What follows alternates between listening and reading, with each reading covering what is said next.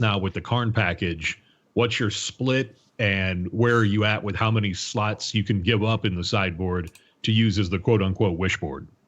Excellent question. I do think it changes based on what type of deck you're playing. Like I think Karn Scapeshift has a lot more sideboard room than Amulet Titan. I think Tron also has a lot more sideboard room than Amulet Titan because Amulet Titan's sideboard is generally pretty strong, being a 5-color deck.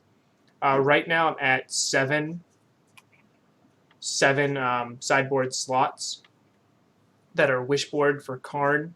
Some of those are not really straight up like, oh, these are only here for Karn. Like I was already running in some metas Tormod's Crypt, Engineered Explosives. I was already running 3 in my 75 anyways, and Wormcoil Engine is a straight replacement for Thragtusk or Baloth, and Crucible Worlds is a straight replacement for Ramnop Excavator. So really the only sideboard slots I'm losing in this case would be the Mycosynth and the Tithing Needle. So I'm really losing 2 slots and everything else is just a straight replacement effect. And I notice you're not doing any extra walking ballistas in the sideboard just in case. I mean, just in case as a backup. Correct. So Big Master Shock, play a Karnless deck. I guess I can drop. How about this? I will run through this, and then if we have time, we'll do a Karnless deck too, Ice Cap, if that's all right. Yeah. Because he requested, or she, they requested a Karnless Amulet Titan deck. I will show you my list, though. If we just go without Karn, this is my Karnless Hive Mind list.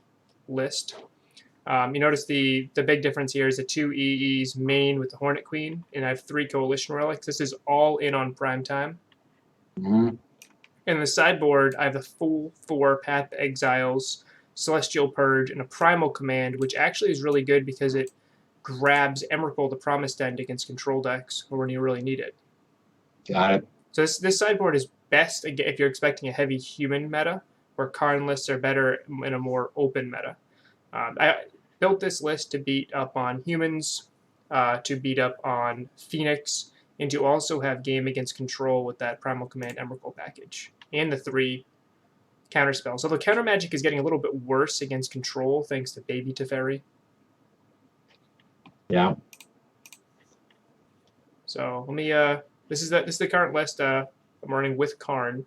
The big flex spot I have is that 15th sideboard slot. I'm running Rurik Thar, the Unbowed. I think he's not optimal right now. I think, honestly, another Fire Spout, a Braid, a Dismember, a Obstinate Baloth. There's a lot, even Emrakul. A lot of different things you could run in that slot.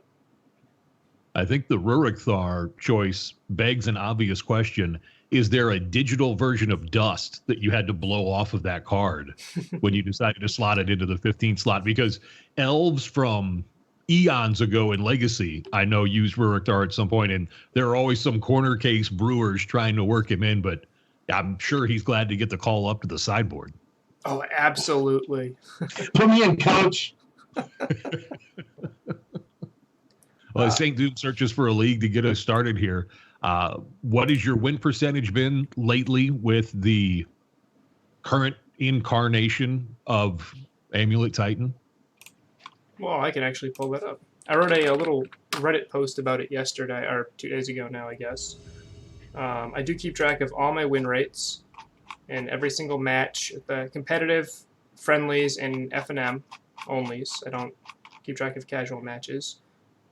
Yesterday I went 3-1 at F&M, but by month this has been my win rate. Started off at just under 50% when I was learning the deck, jumped up to 69, 58, 69, 78% win rate in May, and so far in June I have a 52% win rate with a smaller sample size. Nice. Oh, I think I Do you missed. fall in June to anything particular, or just some variance, or is the metagame shifting? Metagame shifting is a lot more humans and a lot more Storm, which aren't particularly great matchups. I also didn't play particularly well for the first couple leagues. I had a bad variance, like 2 matches in a row where I mulliganed to Oblivion, and then I got a little. It's a bad habit when you get a little shy to mulligan. You're like, I'll keep this 7, even though it's okay because I don't I don't want to, mull to oblivion again, and that was just a bad habit you need to shake off. So, I think And I just in had a the bunch of interest losses because I was shy on mulligans. in the interest of the calendar, I will point out that today is only June 7th. Still after today, 23 days left to dominate in the month. That sort of Hopefully, boosts it back up. hopefully. And also 23 days to practice our interacting for sure. Absolutely. Yes, that's going to be even more under the microscope, I guess we'll say, when Modern Streamers League launches. Still Exactly. angling for July 7th, correct, Mike? July 16th, right? 16th? Yeah, that's a Tuesday, Okay. right? Yep, July 16th. I All right. want to catch up on chat. Yeah, I'm just behind on paperwork. 4 paths are great, McMaster Shock. If you're on that white Karnless list. I don't know why this is dropping. Off topic, Modern Horizons 1, Influence of Finks, Azman, Coco list. Unfortunately, not too much. I do think Oof is a natural sideboard slot, and I'm intrigued with absolutely testing that card. I don't think there's that too much else that'll affect the Abzan list. Hey, Boonty. Sergeant, am I excited for the deck with the upcoming London Mulligan? Not as much as I should be. I don't think this deck actually improves that much with the London Mulligan. I think not as much as other decks do. Some people say this helps a lot. I feel like it also lets people get a lot of hate against this deck. Yeah, for sure. I mean, well, and Kaya definitely changed the way people play it. So, I mean, I know when I'm playing against this deck and I see a Kaya in my opening hand, I'm like, all right, I have a chance. Here we go. And you can mulligan for hate cards, mulligan for Fulminator Mage, mulligan for Damping Sphere. So there's a lot of ways you can mulligan. If I mulligan down to a low resource hand to get an Amulet, then you mulligan to Damping Sphere. I think you can win that interaction. Yeah. So this is an intriguing hand. I can go turn 1 Scout, but I need to draw more lands. But the only thing I need to draw really here is lands to be fine here. This is already basically a mull to 6 because the Pact of Negation is useless here. I still need a second green source to even cast my prime time here. Yeah. This definitely marginal, I would say. I think this is a mulligan, especially on the draw. Yeah. I think I can get advantage of that free scry. I actually like this hand better. If I am able to scry to like a turn 1 Amulet, I can actually do a turn 2 Azusa and then a turn 3 Titan.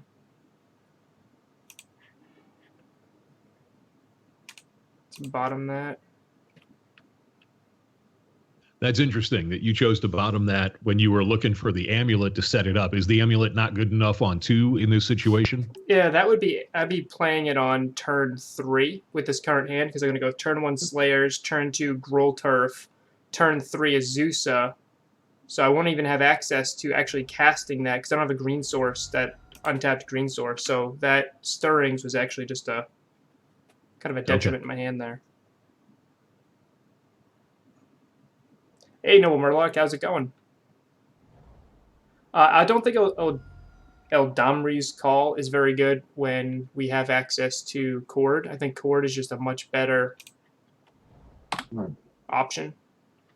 It also doesn't keep the deck as heavy green-white because it is kind of painful with Abzan Company to have green-white. And if you're talking about Eldamri's Call in prime time, I think that's also going to be pretty rough with the green-white. I think I'd rather have Primal Command in that slot.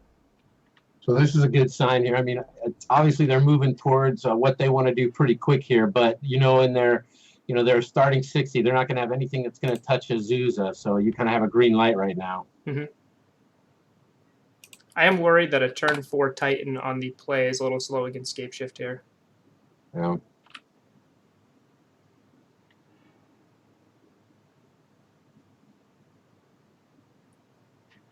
It's interesting right now with the way your hand composition is after the mulligan. This, in my mind, is sort of the traditional angle of these decks where you're actually looking to ramp to the Titan versus some of the other offshoots that the deck can take as far as lines of play. This is the sort of, I guess, iconic ramp to Titan, kill with Slayer Stronghold combo. Right. If I had an Amulet, the entire dynamic of this hand would have changed. Yeah. But because I don't have an Amulet, I feel like I'm a little too slow here. I think I'm just dead next turn. So Yeah, if they got a Titan or anything or Farscape, it's definitely it. And there's your Azusa gone. Yep. I could have played the Stronghold first. I don't think it mattered much here. Yeah. I think I'm just dead anyway. I definitely should have played the Stronghold first. That was a mistake. But I don't think it... I think I'm just dead here. Like, if no matter what, I think I'm just losing this match. Doesn't seem like they have it, obviously, with the wooded foothills there. So, I mean, you know, they would have gone. They're waiting for you to play something else. You know what I mean? So, otherwise, they would have just handled business right there. Okay. It's a good sign for me. Yeah, for sure. Yeah, they still seem to be in the development phase here rather than looking to end the game. The good news is that I am at a decent amount of life. I actually get to gain some life here. So they do have to have the full 8, which they already have, right? 3, 4, 5, 6, yeah. So if they draw Scape Shift, I'm just dead.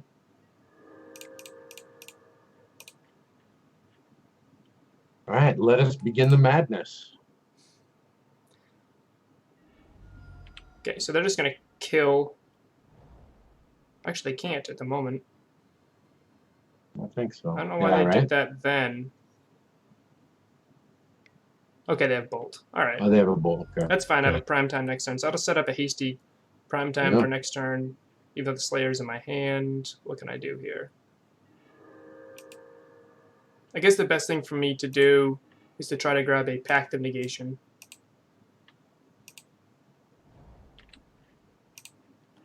Okay.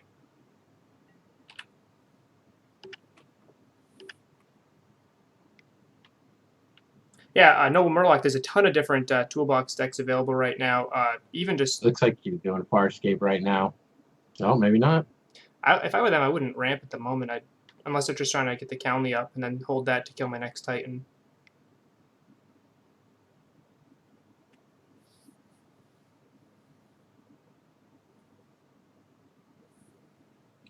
Slowly.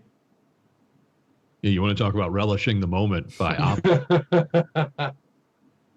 What costs 3 mana? Okay. Oh, okay. Hardcast search. There you go. They're just giving you chances right now, really. I mean, I definitely need that Pact of Negation, although I might be able to fade one more turn before I have that. Are they just slow rolling? Yeah, this is all right. Okay. that was strange.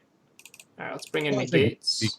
Yeah. Well, one of the, I guess, air quotes drawbacks of that deck is that it lacks a lot of deck manipulation, so to speak. So sometimes they just have to manage with whatever kind of rolls off the top. Other than fetching, we didn't see Oppo really do much to determine their own fate.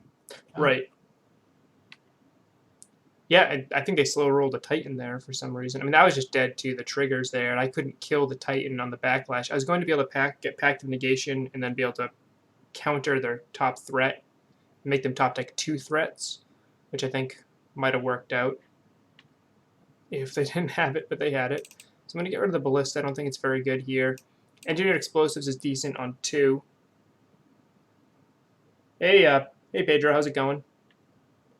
A Braid is also interesting just because it happens to hit Damping Sphere, which are the best cards I have against me, but I already have the Reclamation Sage in for that.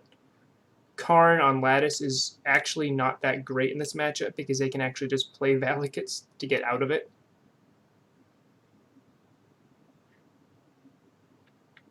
But I think this is a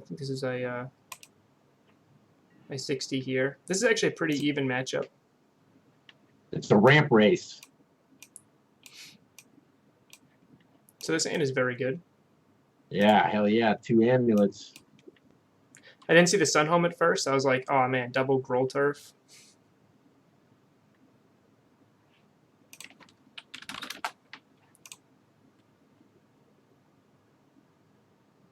I'm trying to do the math to see if this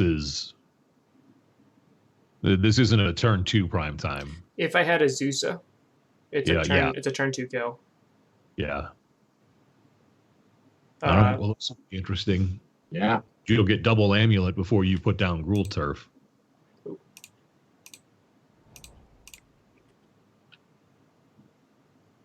Hello, Pedro. Just talking to my chat too. If I randomly go there, I think I'm just gonna tell my chat, hey, I'm not gonna talk to you. I'm just into the announcing right now. So just let everybody know in chat. So anyway, that's it. There we go. That's cool. I'm good with that turn 1 there. Let's see.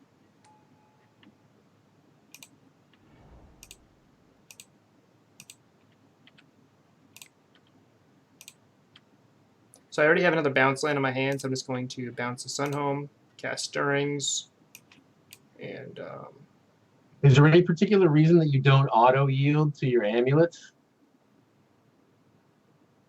I want to be able to untap. I guess I could auto yield to them, but I don't mind playing through it. I'm actually gonna have the Gemstone Mine here instead of the Synchro Chamber just to play around Damping Sphere, and have Titan next turn.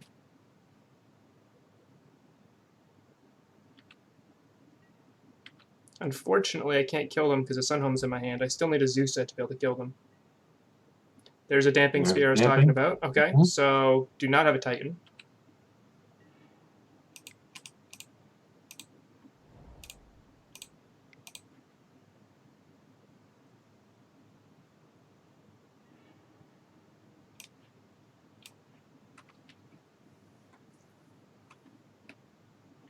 I'm just going to grab another Amulet. Is there an answer to the question, how many amulets are too many amulets? Other than 5, because now you're going to get DQ'd.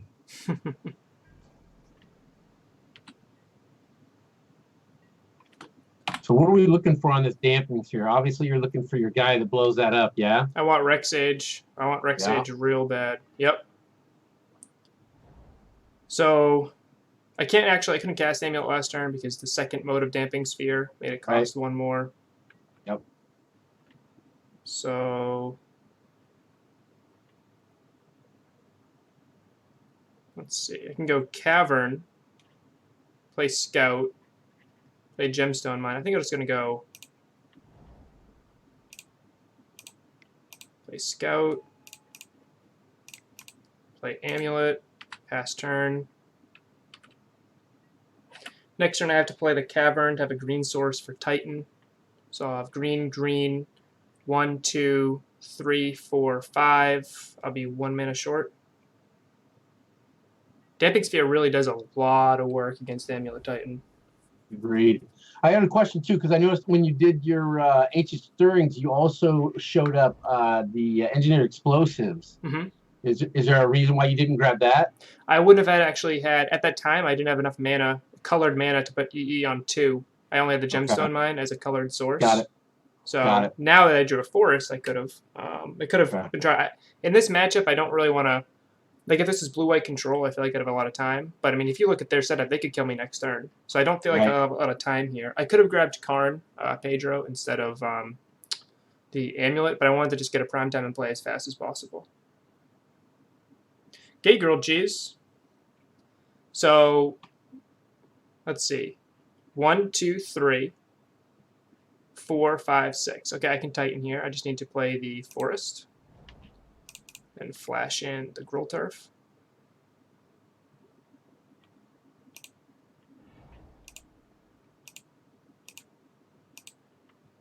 You can play Titan off of the 3 Amulet triggers, which allows you Sunhome as well. So it's 3, 4, 5, 6. Titan home. Unfortunately, I can't attack with Titan. Actually, yes, I can. I'll go Gemstone Mine, Slayer's Stronghold. Lots of Amulet triggers here.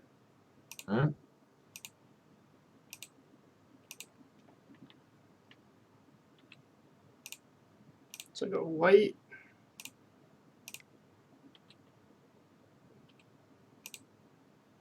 Red.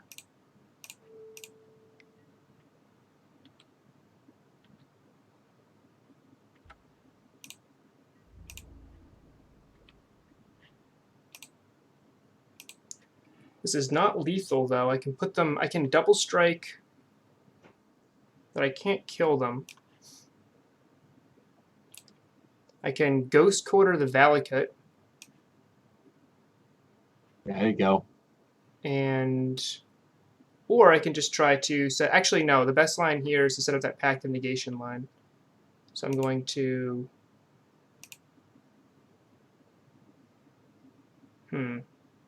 Unfortunately, if I get Pact of Negation, I cast it, I'm dead because of the Gemstone Mine. Oh yeah. I'd have to use it, so I can't actually get. I can't get Pact of Negation right now, so I can get Ghost Quarter. And the second best thing would probably just be the Teleria West to start setting up the blue. I could gain 2 life, but I'm already at 20, and there isn't a big difference between 20 and 22. Yeah.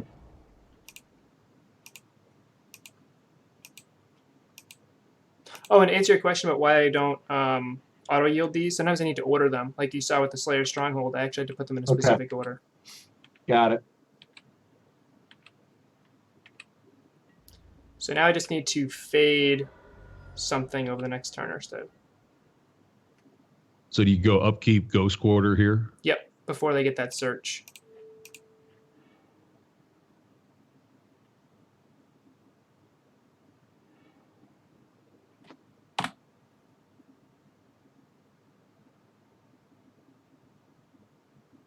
And without the Pact of Negation, this has to be nervous time, I'm Yeah, guessing. I need to fade right here. They're dead. It's either that they kill me right now or they're dead. It's the situation right here. They have to blow it out here because they know, I think, by the board state, they're not getting another turn after this one or lose. I already have Sunhome in play. Like, yeah. I guess they could Acid Moss my Sunhome, and that would give them another turn.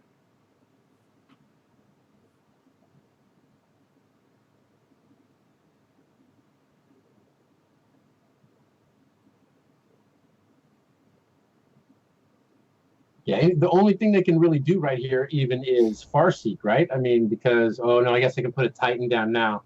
But even then, I mean, with only one Valakut out there, they can only bring one other mountain into play, right? And that's going to only be 2 triggers, even if they throw a Titan down. Mm-hmm. I just need to dodge Scape Shift. Yeah. Yeah.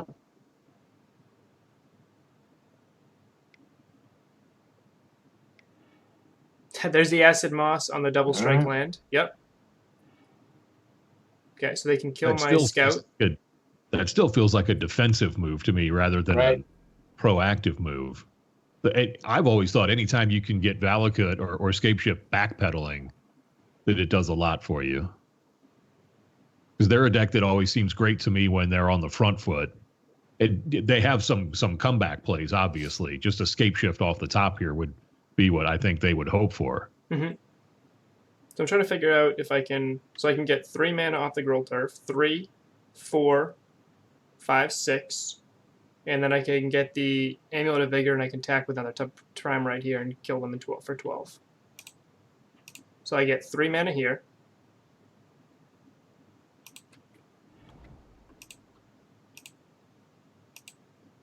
Just being cognizant of my colored mana sources under Damping Sphere. Right.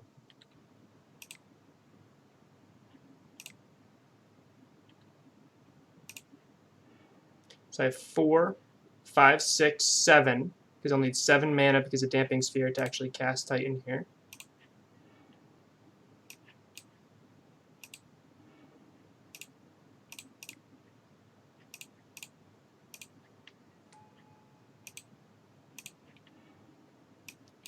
So I'll get a Gemstone Mine, and a Gemstone Mine, and we have lethal. That's plenty to activate the haste land. Yep. And that's 14, they're at 12. Okay. Fade completed. Mission accomplished. There's a lot of math going on right there. Damping Sphere makes the math terribly hard. Oh, I was a journalism guy, so I'm like, oh, my brain's clicking up. I'm an English major, so I melted a little bit there. I think I got quiet while I was You can probably see a little bit of smoke coming out of my ears. Huh. I'm trying to think if there's anything else I'm interested in. Rurik Thar isn't terrible here. I don't think it's very good, but it's not terrible. I think they have more spells I care about than I do there. But So how much does this matchup change now that you're on the draw for game 3? I think it's much harder. I think I need to be a little bit quicker. Oh no, that's right. We did the other thing. I was just thinking the engineered explosives again. That was just thinking if we're going to have a situation for that again. Yep. Because that my instinct, that would have been my first instinct, and I probably would have lost the game. So. Well, I just couldn't cast it on 2. That was the big deal. Yeah. Damping Sphere messing up most of the colored sources in my deck is really the big deal. Yeah. Is it big enough you want to go a braid? I thought about a braid, honestly, because it stops their best card against me. But I think I also need to be fast. I don't want to dilute my primary game plan. Visual effects. This is game 3, so I don't have a main board rec stage. I decided to end to stop Damping Sphere. This looks like a pretty good hand, though. Yeah, I like this hand. I get a turn 1 scout, and I actually have EE I can drop on 2. So let's keep this. Opponent's also keeping 7. The real question is, did they keep Lightning Bolton against me? So if they kept Bolton against me, I might want to go Radiant Fountain, Amulet. Next turn, play another Amulet, Gruul Turf, drop an EE on 2 preemptively, and drop my Scout, bounce back the Gruul Turf to my hand, and then turn 3, cast Titan with the Scout. I see it. I think that's I think that's a great question, though, on the line of play planning, because having never registered a Scape Shift deck for a tournament, I can see with you showing both Scout and Azusa the desire to keep in some number of lightning bolts, maybe not all of them, but a couple, just to not let you get off to that running start. Bolt also, I don't hurt myself, so Bolt also lets them bolt my face so they can Scape Shift me for 7 instead of 8. I actually think I would keep Bolt in if I were my opponent. I think I'll lead off with the Amulet just for that. Visual effects. Hornet is not main board. She's a sideboard card in this 75. I do have 4 Karn main.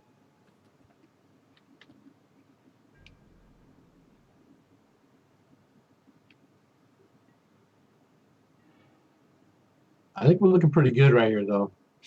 Another question is, so if I do that plan where I'm preemptively dropping the engineered explosives on 2, that means if they kill my Scout, I can't Titan.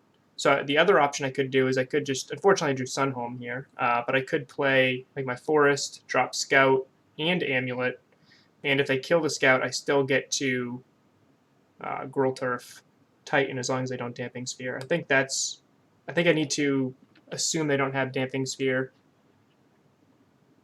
It's you were worried during sideboarding about being possibly too slow on the draw.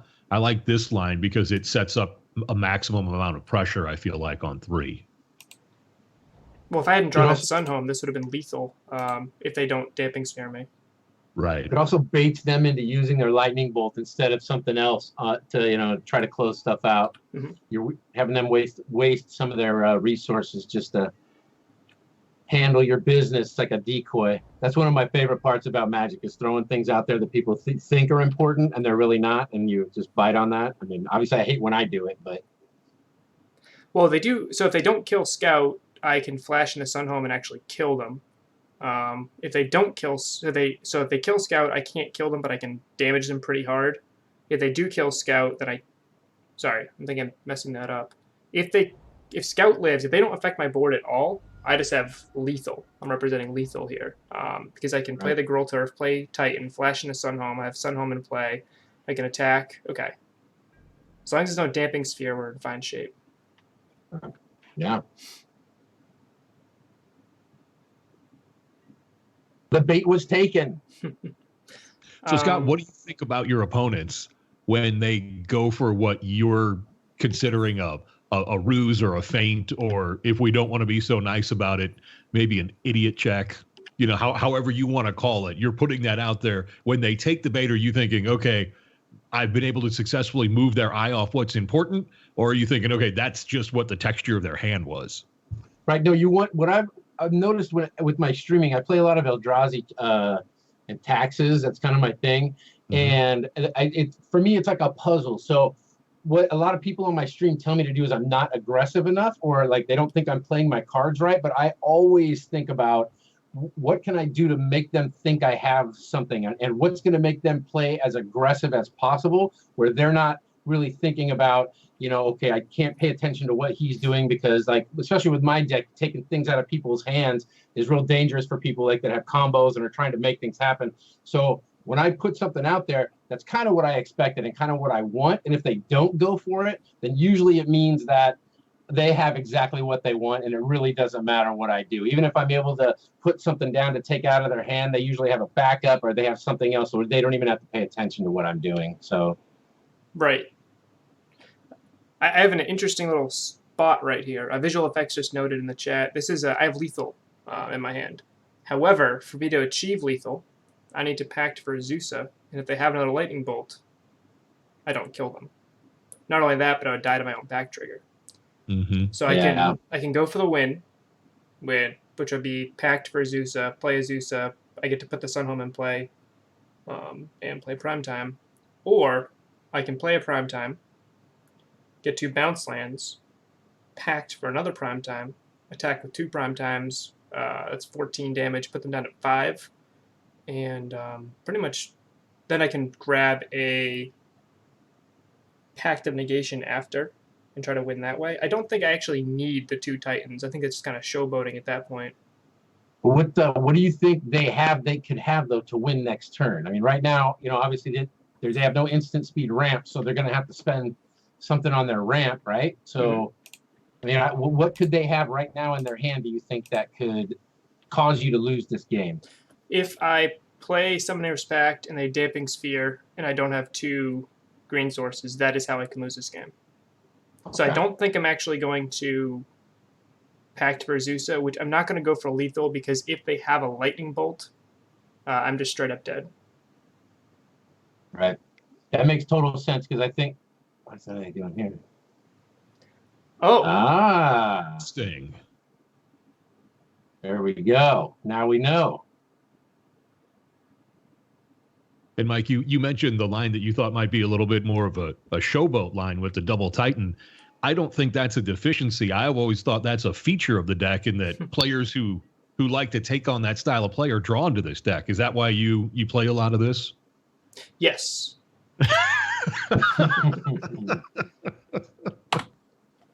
Okay, so you did mention, though, during sideboarding that you thought the deck might be a little bit slow on the draw in this game. Did that influence your decision?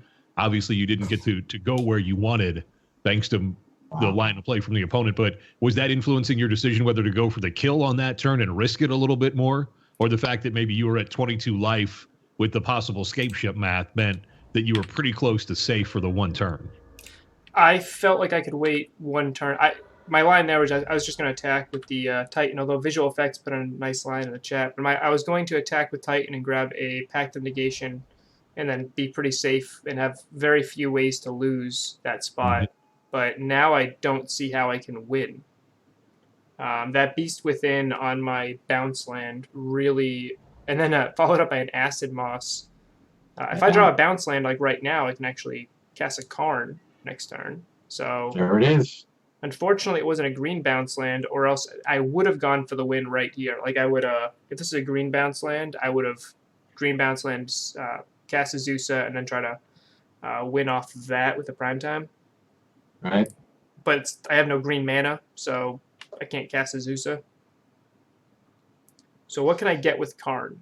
So I can play Karn of 5 mana, so I can do Karn for 1, which doesn't do much in this matchup at all.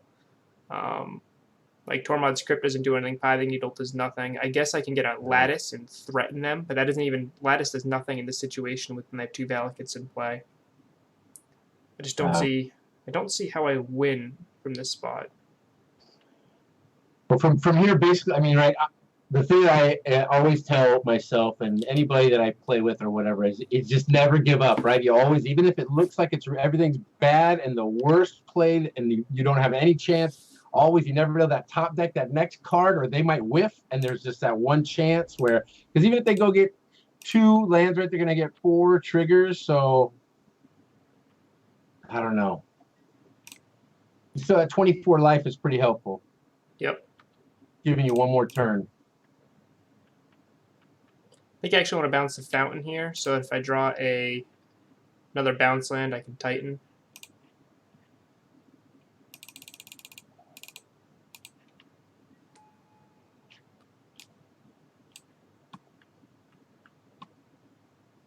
I guess I could Pithing Needle and name a fetch land. That didn't do much. Mm.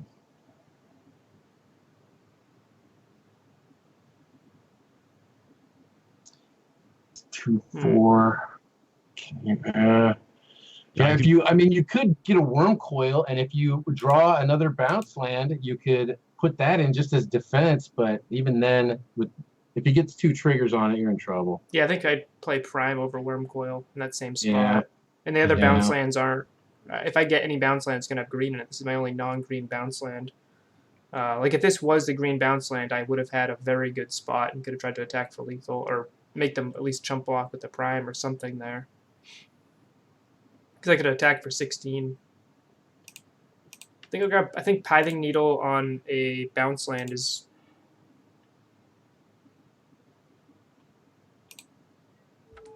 All right, so Wooded Foothills.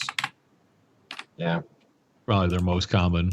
That's the best odds, right? I mean, there's 1 Windswept Heath in the graveyard, so that's probably the best, biggest chance.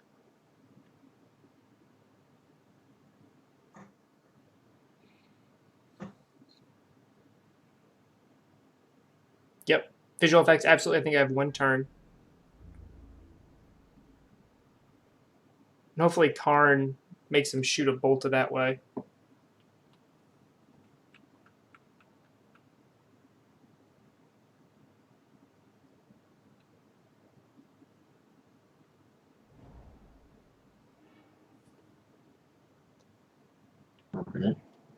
Okay. That's interesting.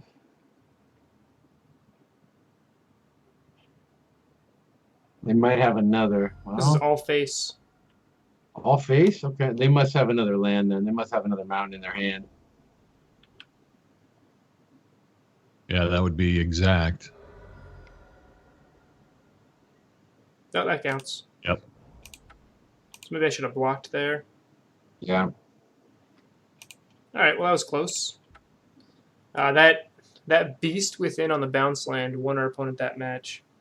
Yeah. It's a vicious turn with Beast Within and then Moon Valley Acid Moss. I said the only thing I think I lose to here is, well, I said removal on Azusa, but that was effectively removal on Azusa. Right. It kept me from playing any. That's the best way to attack any big mana deck, is to go after their mana. And Damping Sphere and Blood Moon are both very good against us. So I like this hand. Gentlemen, I'll be right back. Good. Yeah, I like your lines right here. This looks pretty good. I mean, if I saw this coming against me, I'd be like, oh man, I got to work. So I love turn 1 Scout against Blue-White Control. It's actually one of our best cards in this matchup. Is that because you basically want them to path your guy essentially? They're gonna help you ramp to what you want.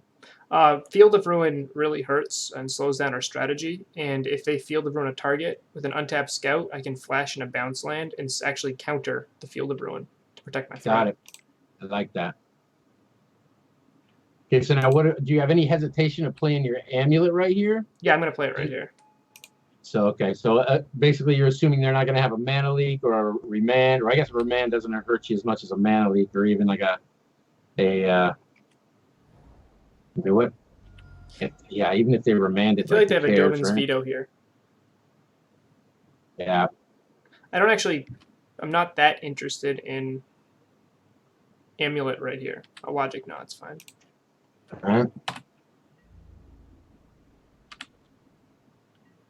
I could have sandbagged it and waited, but I don't think I actually side out a couple amulets in this matchup. I don't think it's actually that big of a I don't think it's that big of a boon in this deck, in this particular matchup. Chat. Is that just because they're going to give you a lot of time to do what you have to do? Yes, I can just wait till I get a till I either draw, get a stirrings on a cavern hit, or I can transmute for a cavern. Okay, so they're going to path this right now. I don't know why they waited here.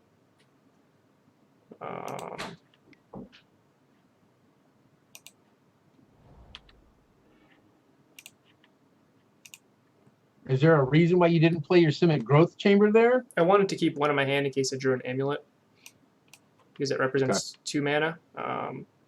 Got it. And at the end of their turn, basically, you can Summoner's Pact, right? Because you're going to have the payoff now. Yep. Even though you have a Titan too, so. I really what I want to draw is I don't want to walk a prime time into counter magic. Right. That's really what I want to avoid. Right. There's your nemesis right there, Field of Ruin. But they can't cast it right now. Right. 1, 2, 3, 4, 5, 6. So I can just cast prime time into Logic Nut or Mana Leak. I actually think I'm going to do that here, just because I have so many prime times in my hand. Yeah. I don't know why they're running. This is a strange list. I feel like this list definitely has Restoration Angel. I agree.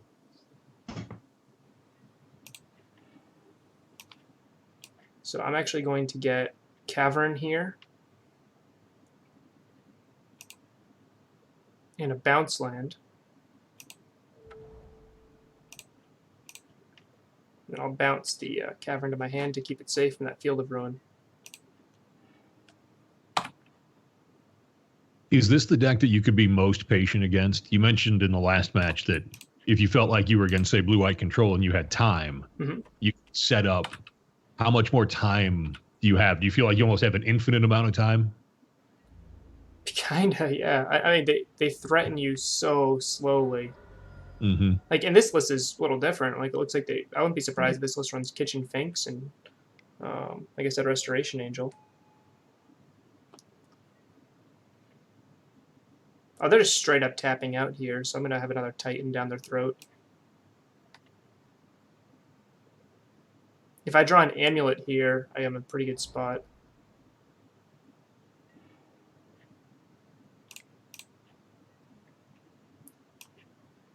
Okay. All right, well, I guess you know what you're taking. So many options there. So 1, 2, 3, 4, 5, 6, 7, 8, 9 potential mana. I think what I want to do is Karn.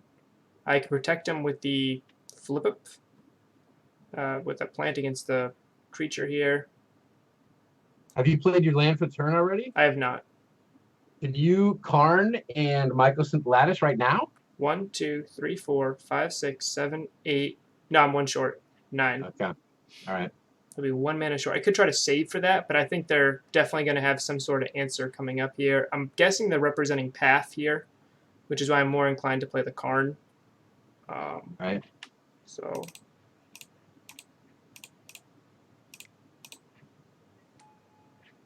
Is Jace so non-threatening for Amulet Titan that you're not even thinking Pithing Needle on Jace? I could do that right now. I was actually so cards I'm interested in are Crucible of Worlds, which stop Field of Ruin effectively.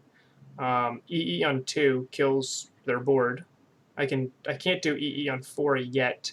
I can do Lattice just to try to set up a future turn, which I don't think I need. Pithing Needle or Tormod's Crypt, which can get rid of these paths because they only have 4 paths in their deck. And by Tormod's Crypting them right here, it shuts off Snapcaster Mage for 2 of them, so they can only actually path 2 more times for the rest of the game. Or they only have access to 2 more paths, which is 4 paths for the rest of the game. So I think the best one, though, is just pithing on Jace, like you'd said. Yeah, agreed.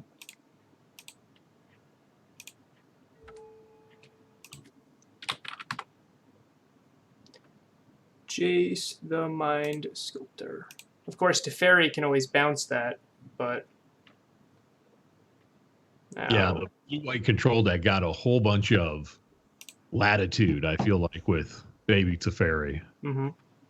Just Yeah. a main deckable multiple that gives you the ability to bounce anything that's bothering you. Which makes it really, really tough. The fact that Teferi answers anything is really what makes him so strong. Yeah. Visual effects, if you're on Discord, message me on Discord, and I would love to check out your list.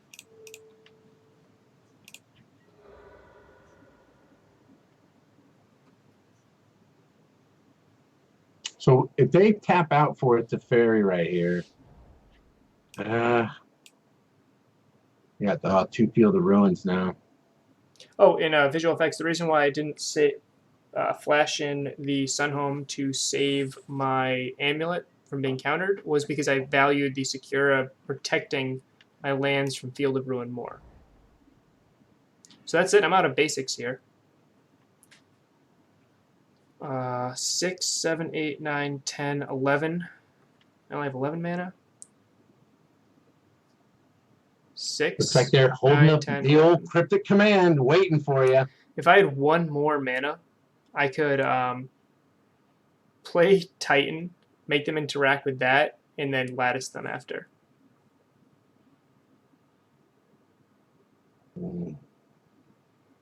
That's a really strong line. But I'm 1 mana short. Is so that line good enough to set up for next turn? I could. I think I want to actually pact, play Titan, see what they do. Yeah. Because I can kind of go from there.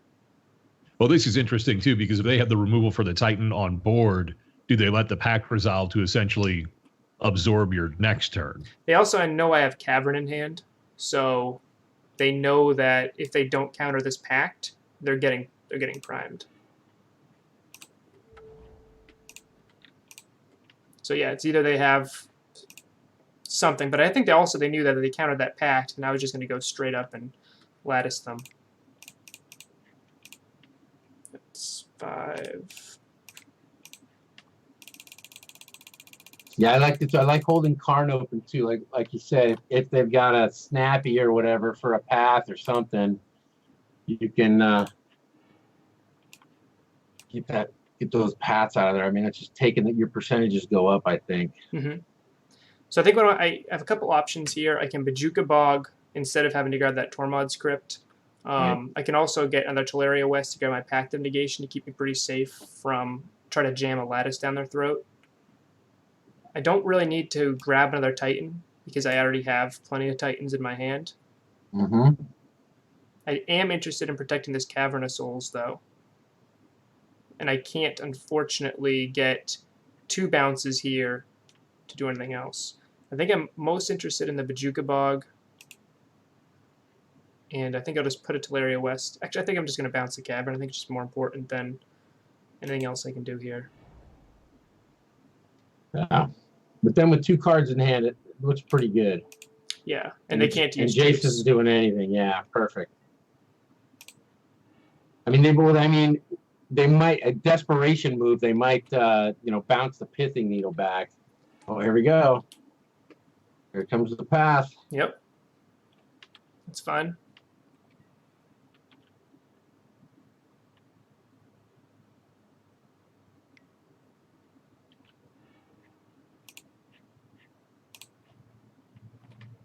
So a neat little thing I can do here is I can Karn, get Engineered Explosives, put it on 2, and blow up their entire board here. Yeah. Otherwise, Karn will be dead.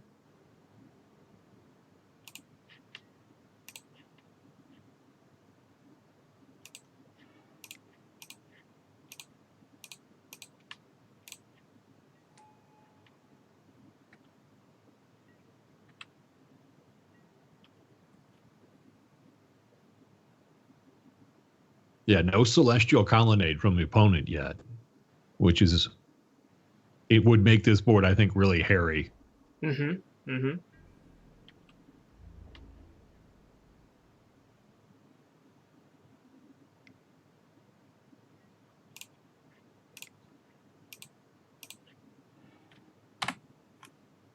Sounds good, visual effects. I'll check that out, and I'll give my feedback.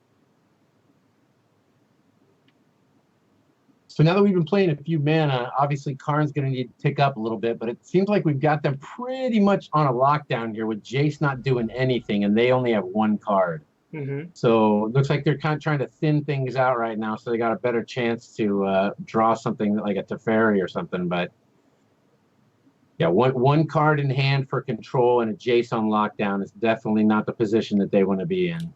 Absolutely not. Okay, so they saved their Snapcaster.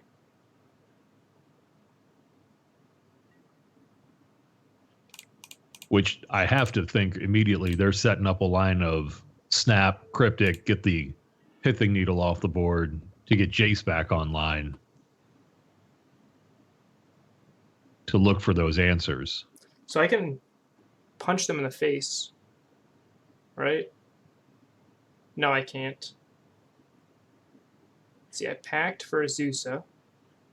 It's 3, 2, 4, 6. I play Prime Time. I get... No, I'm still 1 mana short. And I feel like you've been 1 mana short 3 turns in a row. Yeah. For like the most devastating possible play. Well, they did Field of Ruin me, so I actually can't do too much here. So, Those are 2 good choices. There we go.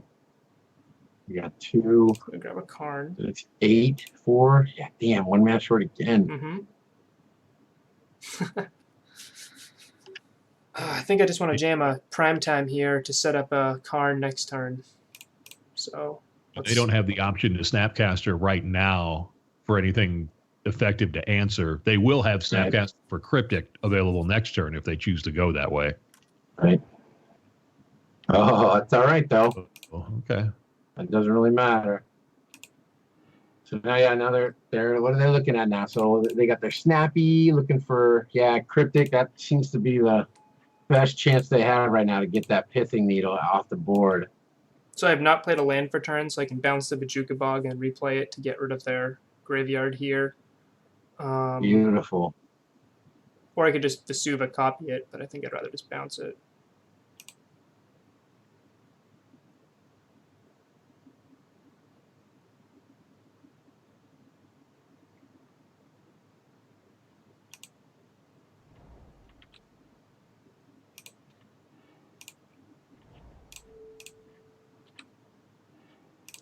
Just The ability plus to have a Karn. toolbox of lands available for spell-like effects is just so astronomically powerful in these decks. Yeah. It also makes it really hard to play and talk at the same time. Yes. No, I agree. Job. Go ahead. Oh. That's fine. That was kind of a bait anyway. Yeah.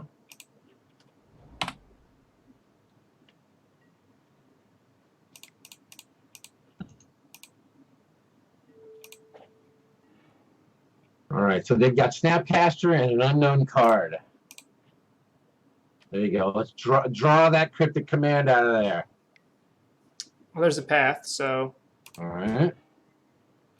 But You can basics. just go for Lattice here, don't you? All they have left in hand is Snap, right? So... Yeah. Snap and path, Or...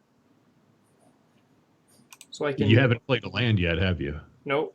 So I can minus this Karn, get Lattice, play Lattice, then play Karn. They can flash in Snap, attack Karn down to the 1, and then I'll animate Lattice and win the game. Yeah.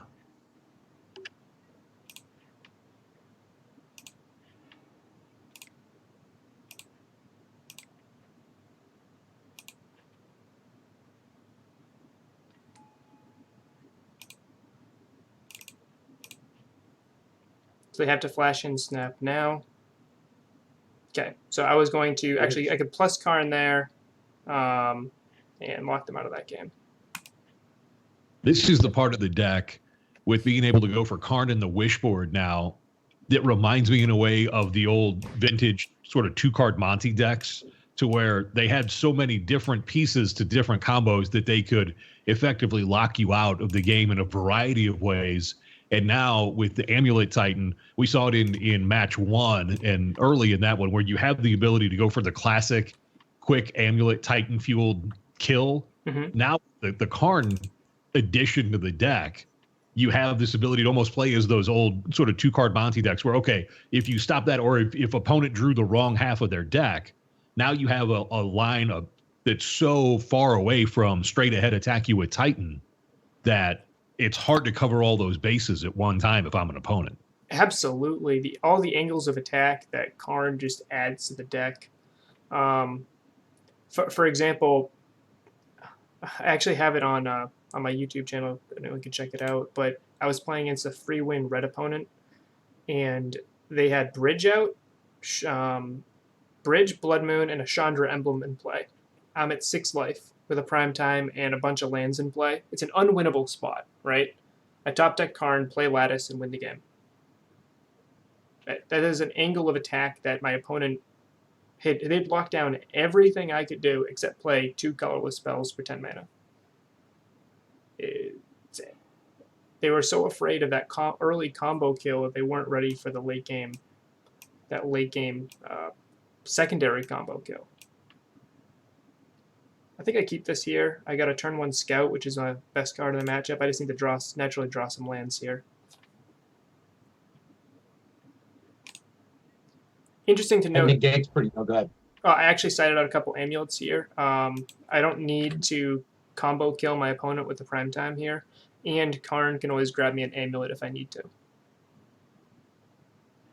And the gate makes it pretty solid too. That gives you that one spell when you need one time to just get what you want. Although last night I had at FNM I had a negate in hand, and my opponent had Baby Teferi, and it felt a little weak. A little sad trombone-ish. That's when you're attacking with the Sakura Tribe Scout. Mm-hmm. And I love Walking Ballista. Not only is it a kill card that doesn't need the red zone to win, but in a deck like you're seeing from Oppo, you can control the Snapcasters, you can control the Planeswalkers, you can use it as this sort of targetable machine gun to let them not get any kind of ongoing value. Absolutely. Opponent's playing Narset. So they definitely have Vendilion Click in their deck.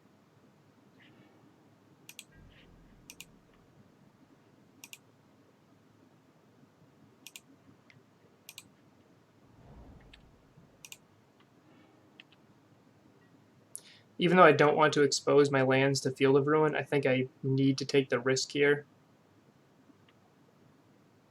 So, opponent's effectively tapped out, right? I can drop a Ballista for 2, which can knock their Narset down so they can't draw another card off of her. I can Karn. I think Karn's probably the best option here. What do you guys think? The opponent might regret giving you the window to sneak in Karn right now. Mm-hmm. Attack with the Tribe Scout to put Narset on 2, so kill it. Costs them the Narset, yeah. I actually could even grab an amulet here, play Gemstone with the Scout. Instead of attacking, I can actually just play an amulet out, and then if I top deck any lands, I have a prime ready. Hey, how's it going? Absolutely, Karn is awesome. I could just value, grab like a Crucible, grab a Tormod's Crypt to lock their Snapcasters out for the game. I think just Amulet here is probably sufficient.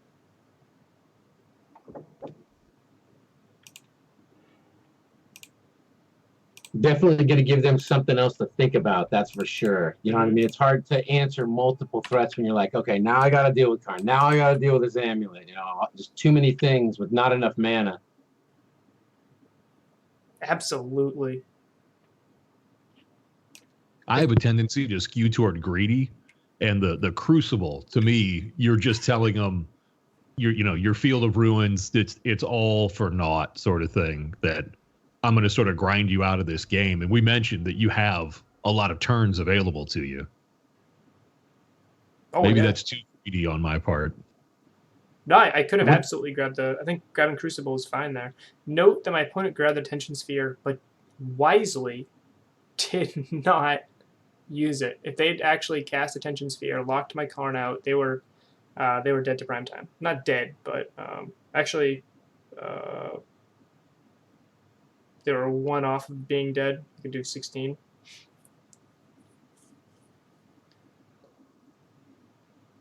So I have the negate for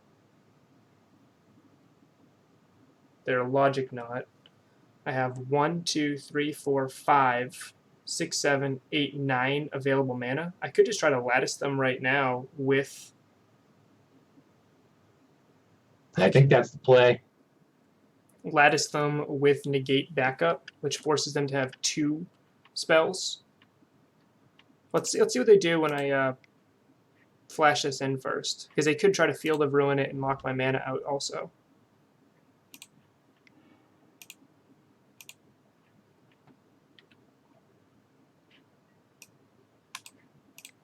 All right, it's in. Yeah, they're holding up that cryptic command. They want it, or logic, not something. They want it bad. They want the big denial. As long as they don't have Dovin's Veto. Right. Yeah, I'm going to say you've got enough to protect it with negate. But Dovin's Veto is a heck of a card. Yeah, it is. You want to maybe play prime time here and just like they can't Dovin's Veto that, obviously. Mm-hmm. But they can Dovin's Veto my... That's true. Yeah, they would need counters essentially here. Yeah, and even if they cryptic command you or whatever, you can. Yeah, I mean, they have to go max on Logic Knot. Well, they have to go 2, 3, 3, 4 on Logic Knot. 3. Yeah, I think Prime is a safer because they have less counter magic that can stop Prime. Like a Dovin's Veto just shuts down anything I'm trying to do with Lattice. Right. Oh. There it is. So they're tapped out. There it is. There's the negate. Whoops. What a negate. Right. See, that's what I think right there. So that's it right there, Mike. That's the thing. Whoops. That's what I think in my head right there. That's exactly it. Yeah, they're just dead. Yeah. Yep. I think what they should have done is Field of Ruin the Vesuva and then hold up Logic Knot. I think that was a wiser play. They gave me too much mana to play with. Yeah. Okay. There's a hand rub. I heard that. Oh, that was the hand rub heard round the broadcast here. It's almost him, saying with just his hand, "Where's my next victim? Where's the next one?" Right, we lost to Valakut, which was a little rough. I feel like we were even that first match. I feel like we've just been 1 mana shy a little bit.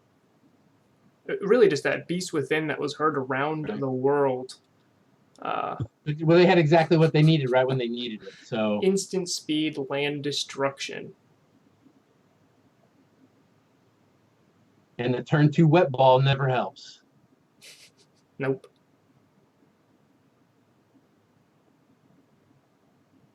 Although I did beat them when they turned 2 Damping Sphere. I was actually able to have enough colored mana just off of the gemstone. Secretly one of the best cards in the deck. Just a 5-color untapped land you can reset. Yeah. Also works pretty well with Crucible of Worlds. It's like, oh no, I lost it. If you have Crucible in play, you can actually tap your 3rd and then get your free land drop for turn off of that if you really need 1 more mana.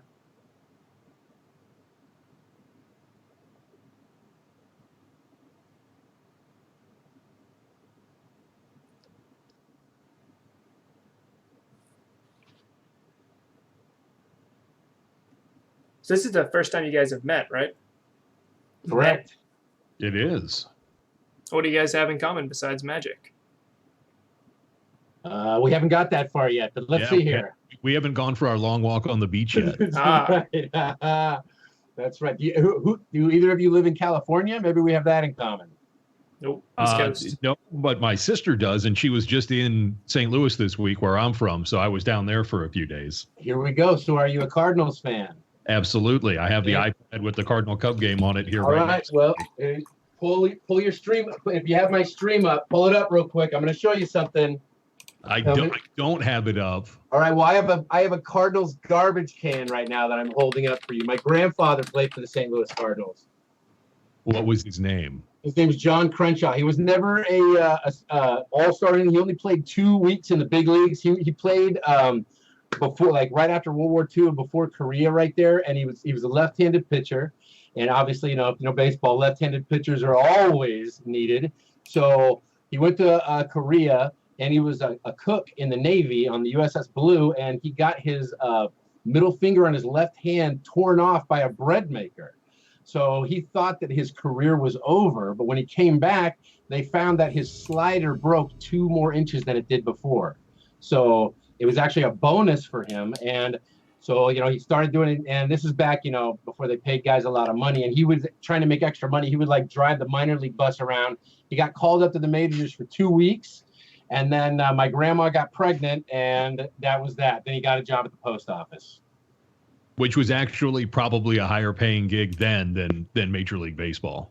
Correct. And I've actually heard a lot of stories about guys in the military that played pro ball and went to the post office immediately after. So very common.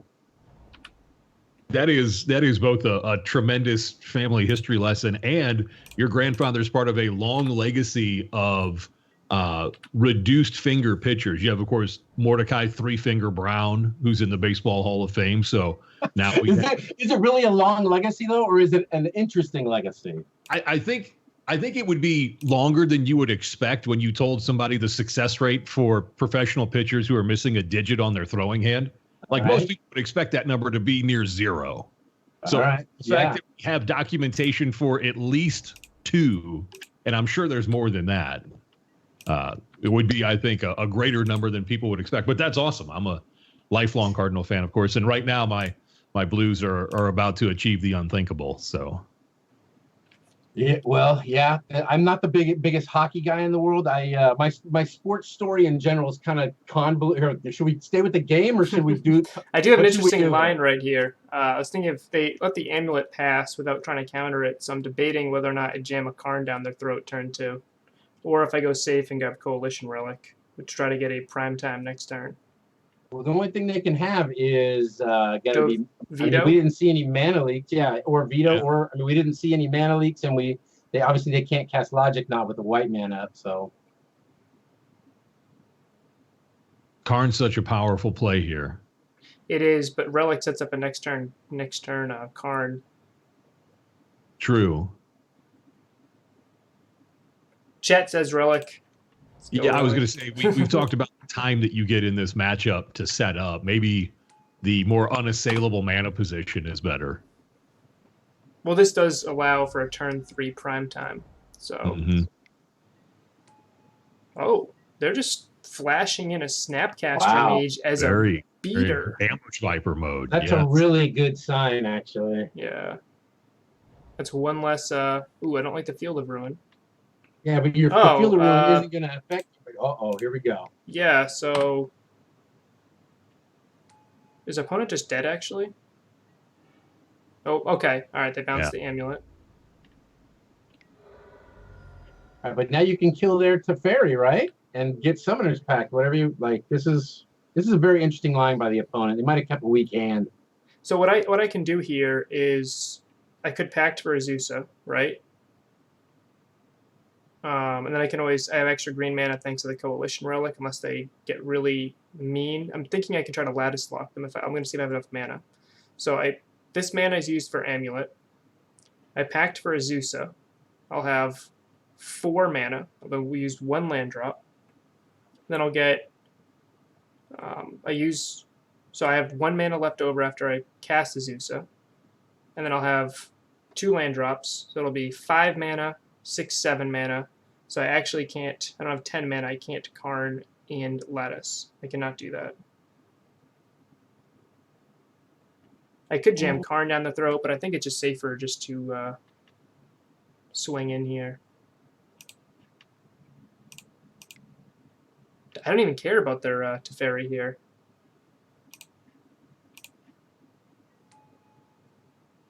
Yeah, you're not really an instant speed response style deck. So 2, 4, 6. And I have 1 floating.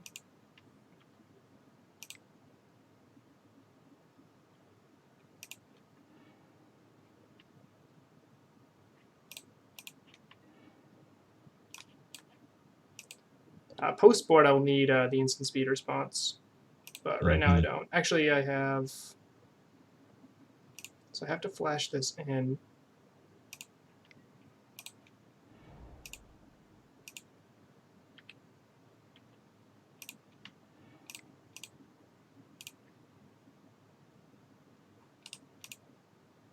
You can't kill him this turn, right? So the only thing that you're really worried about is going to be a sweeper, or like even a pass. I don't think is going to, because if they have to, you're going to have a lot of things right now.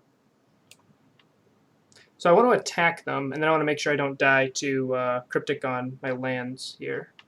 Right.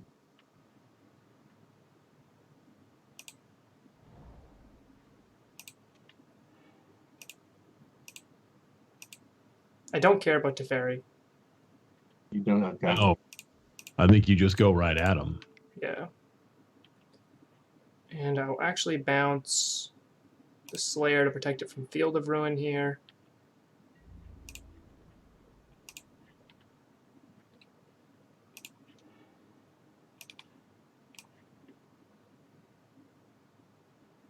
Nothing in their graveyard I care about. I'm just going to go Simic Growth and Tolaria West here. Bounce the Tolaria West, and then I can grab something.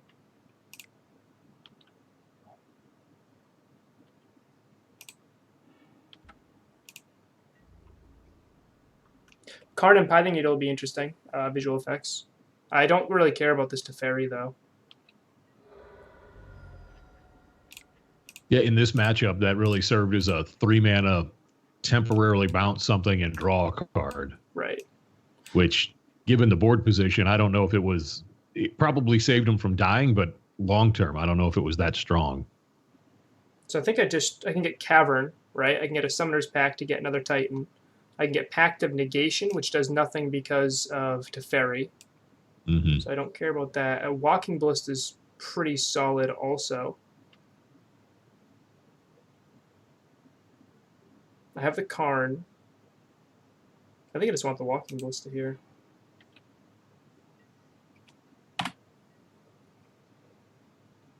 Oh, naming Field of Ruin's pretty sweet. Yep, on the Pithing Needle. I don't think Field of Ruin does much to me at the moment. Like, it knocks me off of a blue mana by blowing up the Simic Growth Chamber. But that just gives me another forest to help pay for my pact anyway.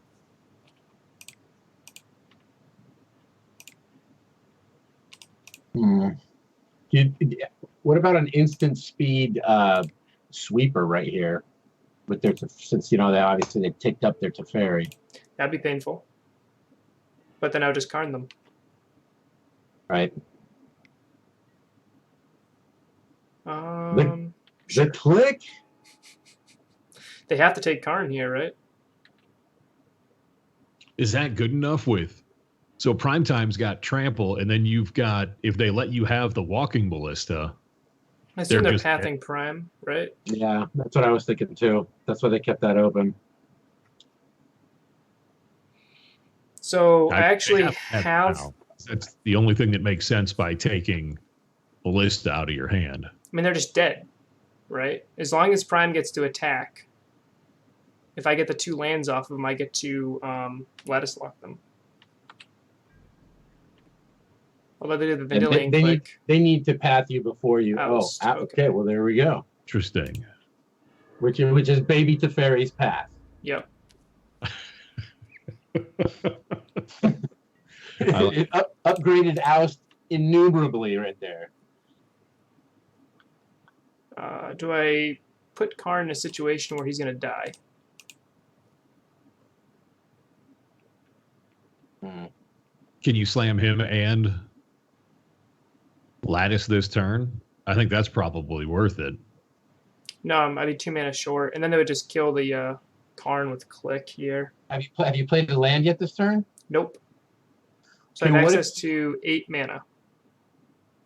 What if you So Karn, and then I have 4. played the growth chamber, right? Bounce the Boros, And then you can use Sakura, yeah? Mm-hmm. Okay. Which is that 8 mana, 8, okay. which is enough to Karn Crucible, which would be a pretty good setup for the rest of the game. Yep. Chat just popped in on that too. I think that's the best line. Puts me in a pretty good spot going forward.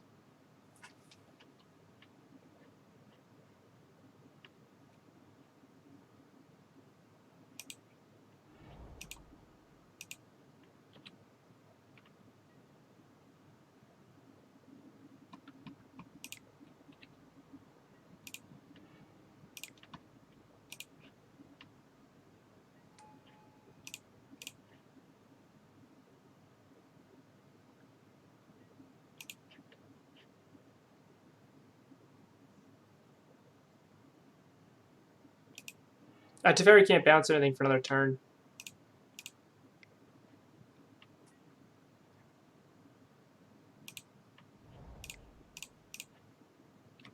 Okay. God, look at all your threats on the board right now. Jeez. Well, Karn is about to resilience. die. Karn is super dead. Still, though, I mean, that Crucible right there just took their Field of Ruin out of play pretty much.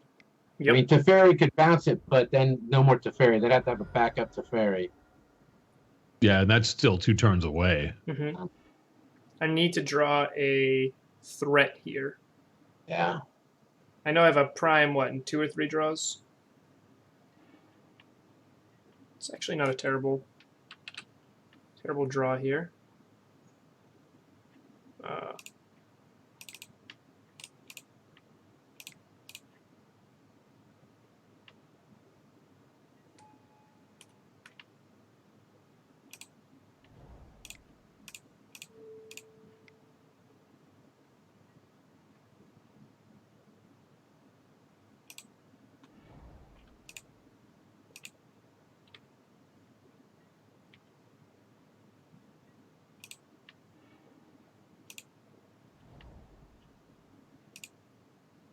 Okay, so I'm set up next turn.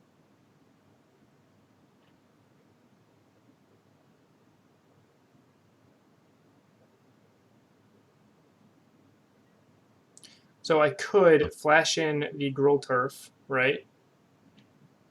Get 2, 4, 6, 8, 9 available mana, which is enough to transmute for a Pact and try to play Primetime. I don't think it'll do anything here. My plan was just to kill Teferi here.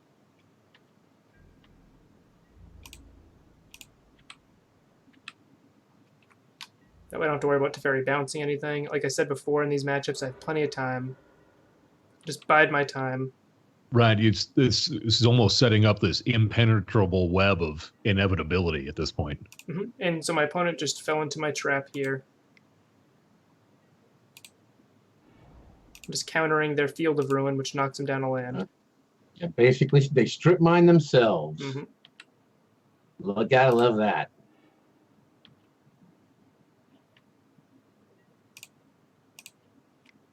I think that line was weak anyway from opponent because they can see the Crucible of Worlds right there. Right.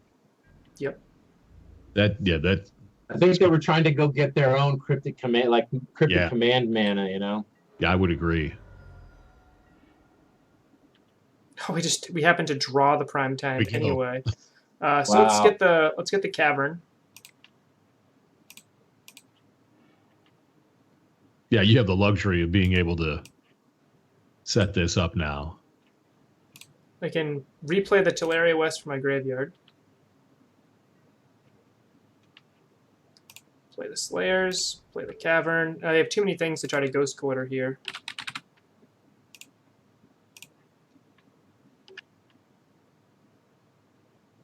It's possible I should have held the Slayers to flash in with the Scout so that they couldn't Ghost Quarter it. Yeah, I think that was actually the correct line. So 3, 4, 5.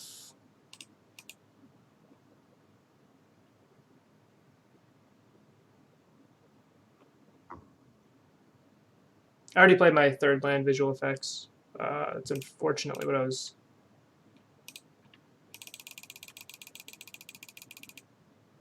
So they have to blow up the Slayer's Stronghold now, or they're just dead.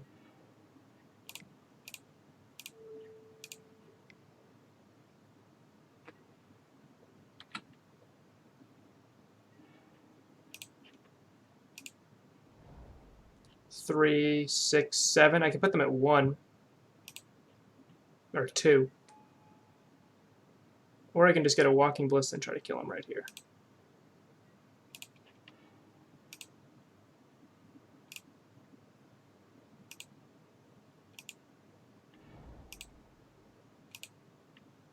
You're going to be able to Walking Ballista for...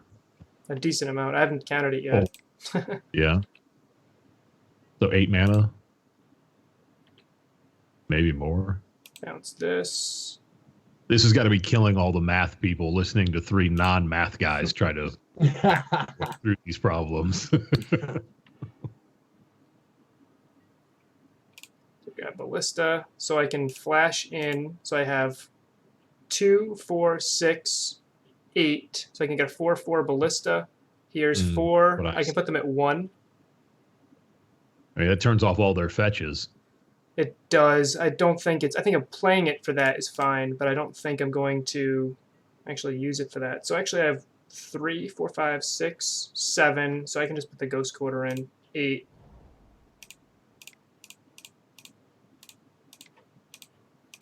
And then they have to deal with being at 1 life with every... They need a board wipe. Yeah. And I have Artilleria West I can buy back next turn. Countering this? Oh, sure. Sure. Yeah. All right. Okay. So, whatever. There will be at 6.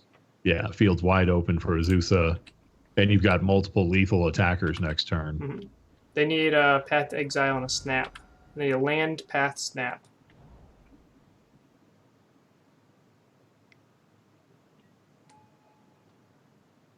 That's probably not enough. Supreme Verdict was their pickup, so it'll be a little late. Mm-hmm.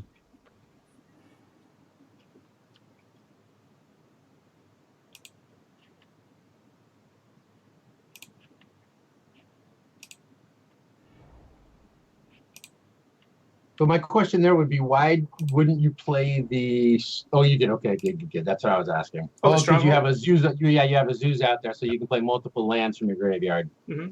Yep. Got it. Game. God, Azusa's so dirty.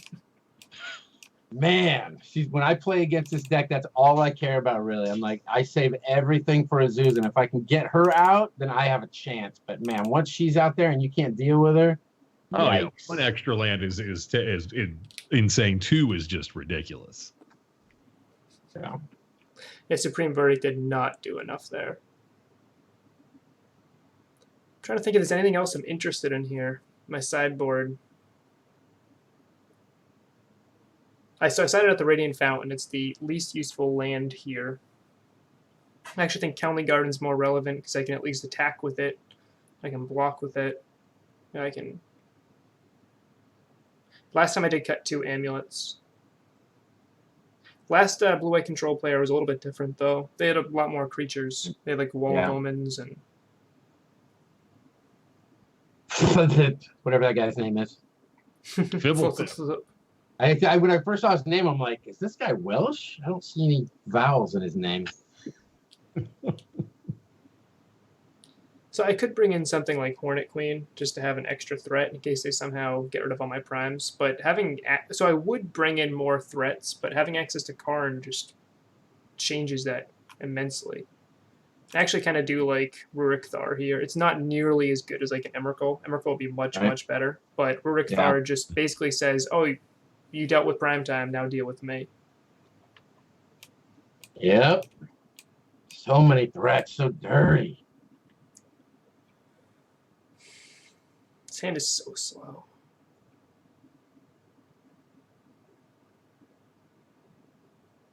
And what are you using the Sage on again?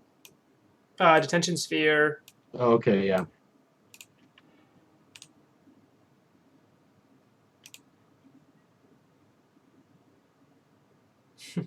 That was at best a turn 4 Titan visual effects. A turn 4 Titan without any cavern, and I still need to draw Titan. Yeah, I felt like that hand was really slow. So yeah, Rex Age is just for one, it protects me from Detention Sphere. Maybe they bring in a Damping Sphere, anything. It's also just an extra 2/1 body, which I occasionally can get there with. I've had a control player surgical on my primes away, and then I ended up beating them with a Rex Sage that I swung with and 8 damage. I gave it +2 attack and gave it trample. +2 attack and double strike.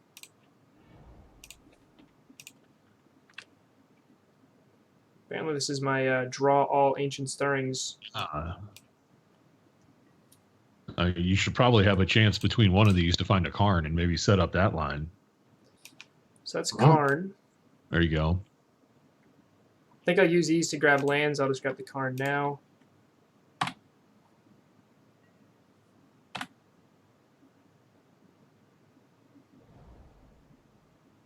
Hey, McMetcalf. Academy Ruins and Mindslaver. Okay, click me. So they're either getting prime timed or Karn tier.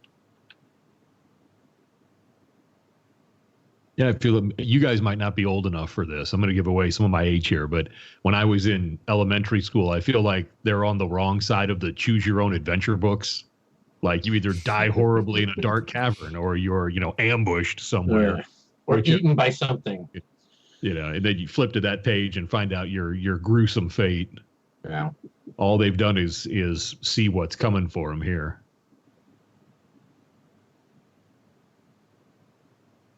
So I don't know if they're going to do the math, but if I packed for Azusa, I'm actually going to be, I would have 4, I'd be 1 mana shy of Azusa and Prime here. So what'd they take?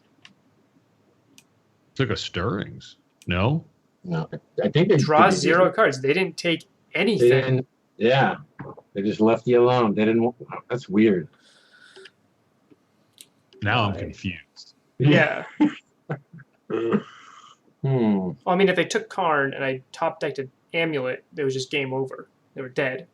Maybe that's what they were playing around. Well, actually, they wouldn't be dead. They'd be at, if they blocked with Vendilion Click, they would be at 1 life. They know they can kill Karn. Yep. Honestly, I think my best line might be Stirrings, try to hit an Amulet.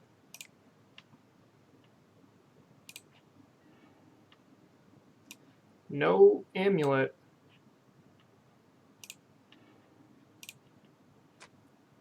Oh, there's another Stirrings, right? You can, yeah, do it again.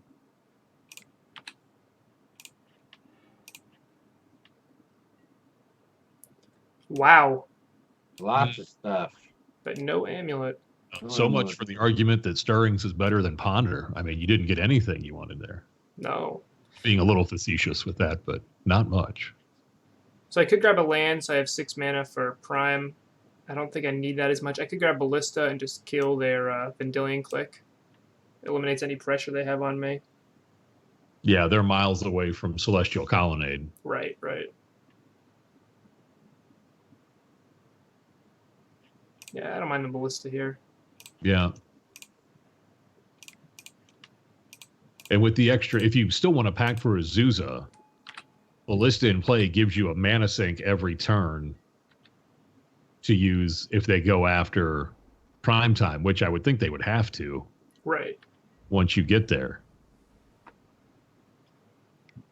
Also, if Ballista dies and I bog myself, I can rebuy it with Karn.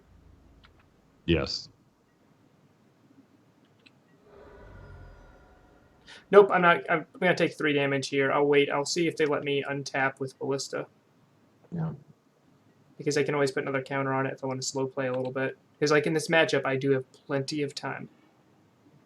So now they... 1 card away from the Amulet. When they were tapped out, I couldn't get it, huh? I mean, they have to use a counterspell here, I would think. This is too dangerous. I would be scared to play for value and try to use Detention Sphere on both on my turn. In that case, I can pact for Rexage. True. True.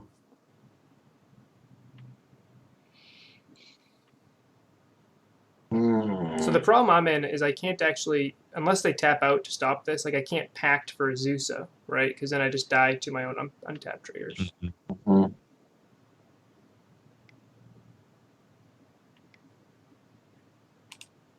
Counter There it and is. return. Most expensive cryptic command ever. Yeah, it's absolutely fine. I think I just... So I can do this, play Azusa, and then I can play Karn, but then I'm dead to a cryptic command bouncing a land. So I think I'm actually just going to replay Walking Ballista and say, okay, that didn't do much.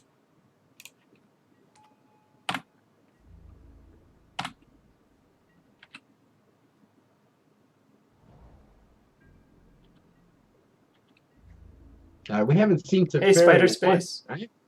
We have not seen him, no. I mean, this is the fourth straight game of blue-white control, and not a. I mean, we saw Baby T, but Well, I mean, actually, Sing Zoom's been so out on the front foot in most of these that a tap out for it would have left them dead for the most part. So we haven't really let the game get to that point, I don't think. Right.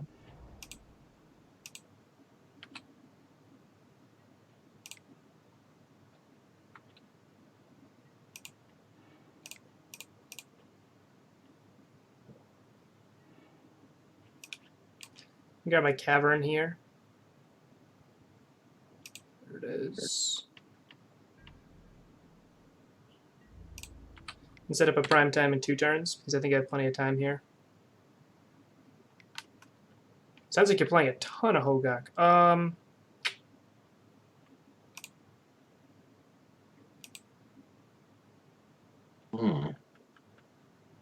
Kind of intrigued with that land. Yeah, let's take a land here.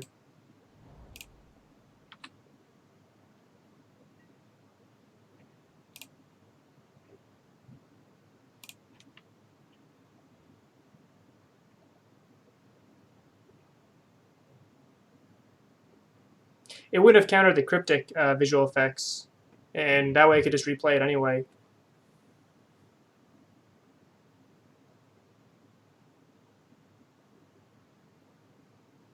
And this is a pretty slow clock they have going. yeah.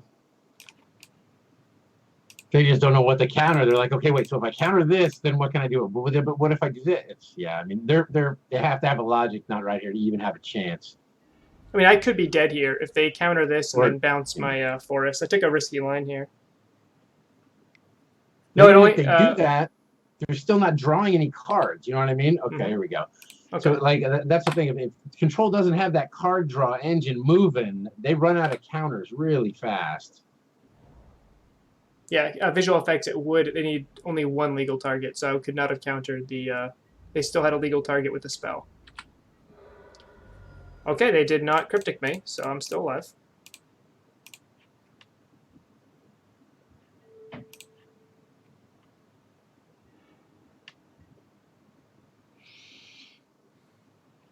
One, two, three, four, five, six. I think I'll just play the gemstone mine and then play the cavern next turn.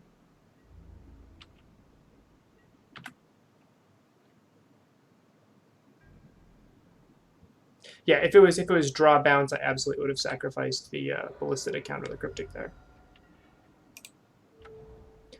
Ooh, I shouldn't have done that. I should have looked at what I drew. I could have Karned with negate backup. Although Dovin's veto does change a lot of what they're able to do against me.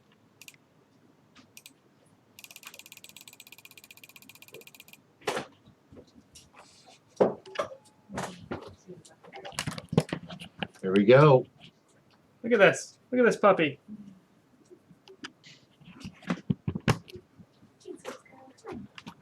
Alright.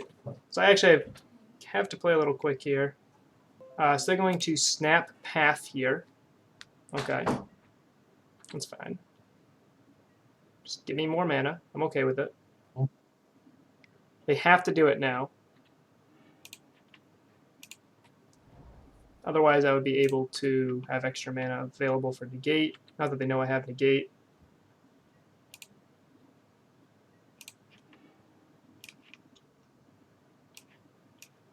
No Field of Ruins in play. I can bog them. I can, if I get 2 bounce ends, I have 5 mana. I can Karn, but Karn would die to Vendilion Click. So I think I'm just interested in getting another Titan here.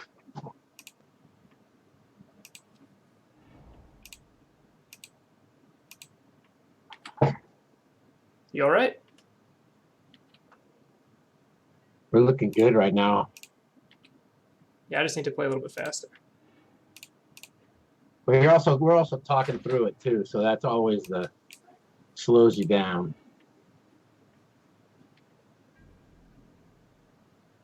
I actually think I'm going to Pact now before they represent Cryptic.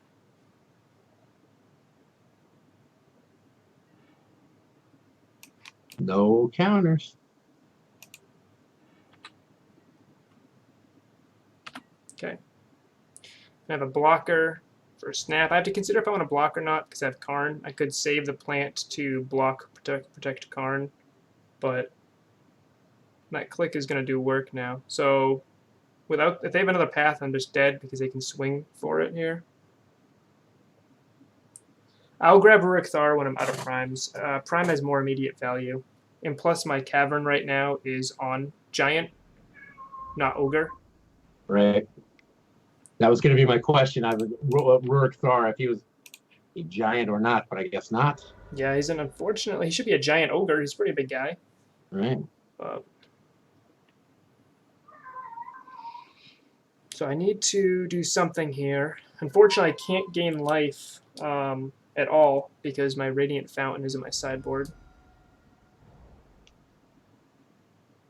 Yeah, visual effects. Rurik Thar is not actually great against control. It's better against Storm and Izzet Phoenix. It's okay against control if their life total is low. Like if they're at 6 life and they're like, okay, path it, you're dead. But that's not the spot we're in right now. This is probably going to game 3. I could Karn Lattice. I think 1, 2, 3, 4, 5, 6, 7, 8, 9, -4. I have 5, 6, 7 available mana, so I can't Karn Lattice. Change that. I can do whatever I want.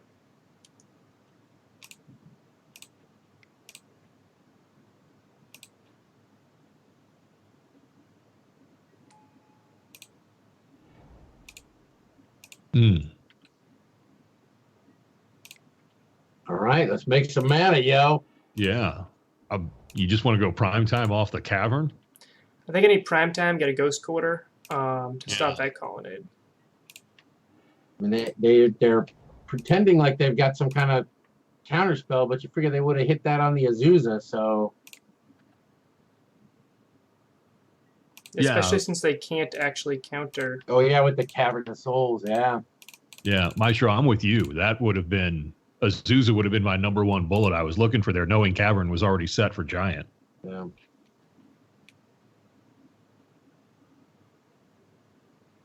I do have Negate up right now. Well, they might have the Dovin's Veto then. You know what I mean? That might be a tell for them because obviously they haven't been able to counter any of your creature spells. Oh, special guest, introduce yourselves. The chat is asking. Oh, me? Okay, my name's Scott Drenick. My streamer name is Guano Maestro. I played Magic since Lorwyn. I got into it, I think I'm a latecomer. I didn't start playing until I was like in my early 30s. So, but I played Dungeons and Dragons growing up, lots of card games and stuff. So it was kind of an easy fit for me. I live in San Diego. And I didn't speak up because I don't consider myself special.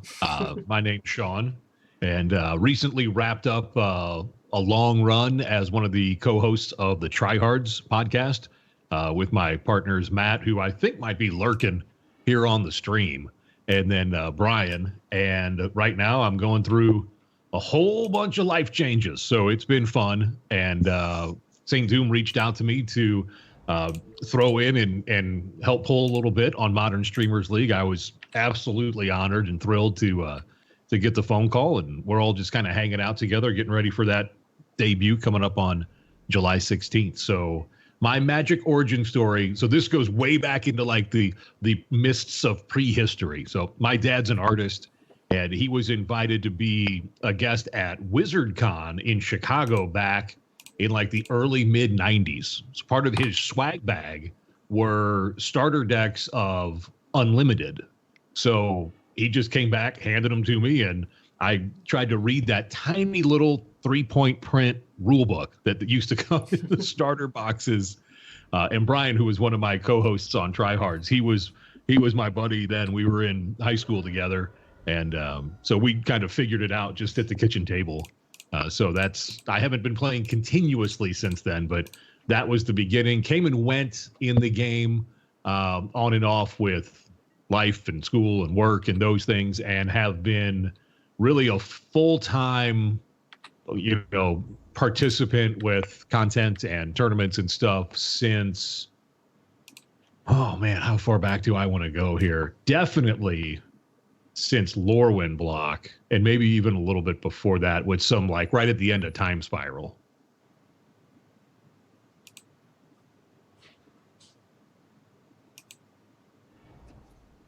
That's a lot more Magic than me. That just means I'm old. I have more cards with more dust on them.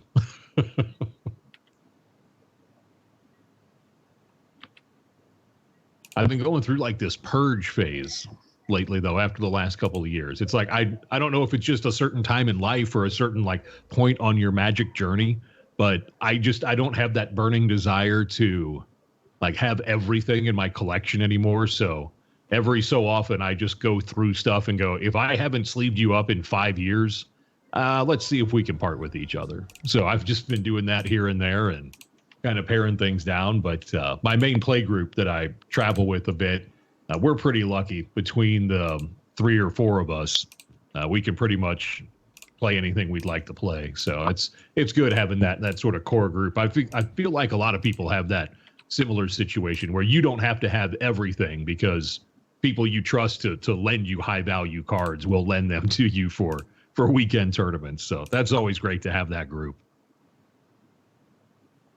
Yeah, I'm jealous of that.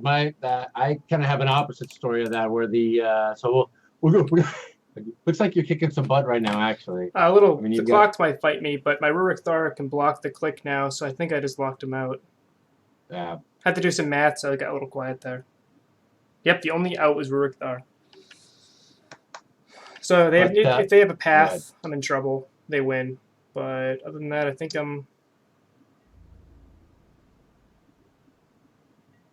okay. I'm not lucky like you. My story is a little different. So my friend that I learned to play Magic from. Oh, that was a really good draw. Oh, here we go. He got me addicted. That's right, heavily addicted to it. Real quick, it took me from the day I started learning to me being able to beat the friends that taught me was approximately about 3 months. So that was that's why I always tell people the Magic learning curve is about 3 months to really understand what's going on. And unfortunately for me, about, I don't know, 2.5, 3 years after that, my friend ended up dying, which was tragic, obviously. This will be 10 years ago this year. And I kind of dropped out of it for a few years and didn't play seriously until about 1.5 years ago I got back in.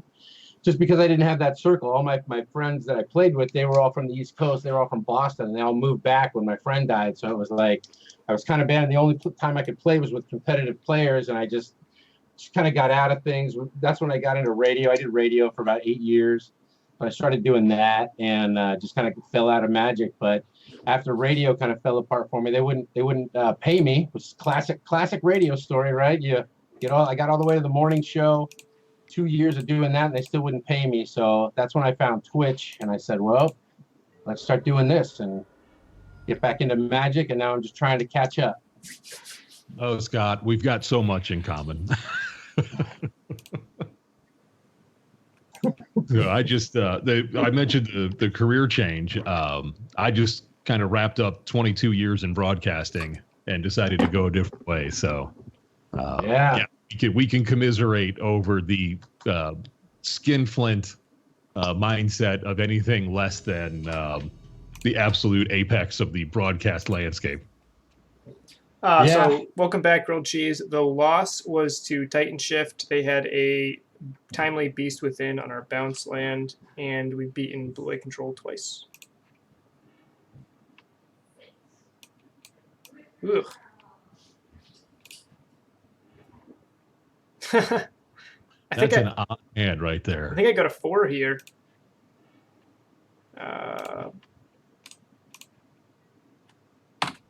Fingers crossed.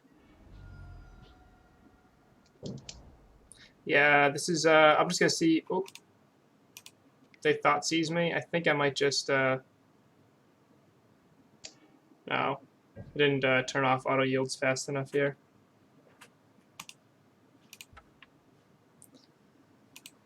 Yeah, I don't have anything here.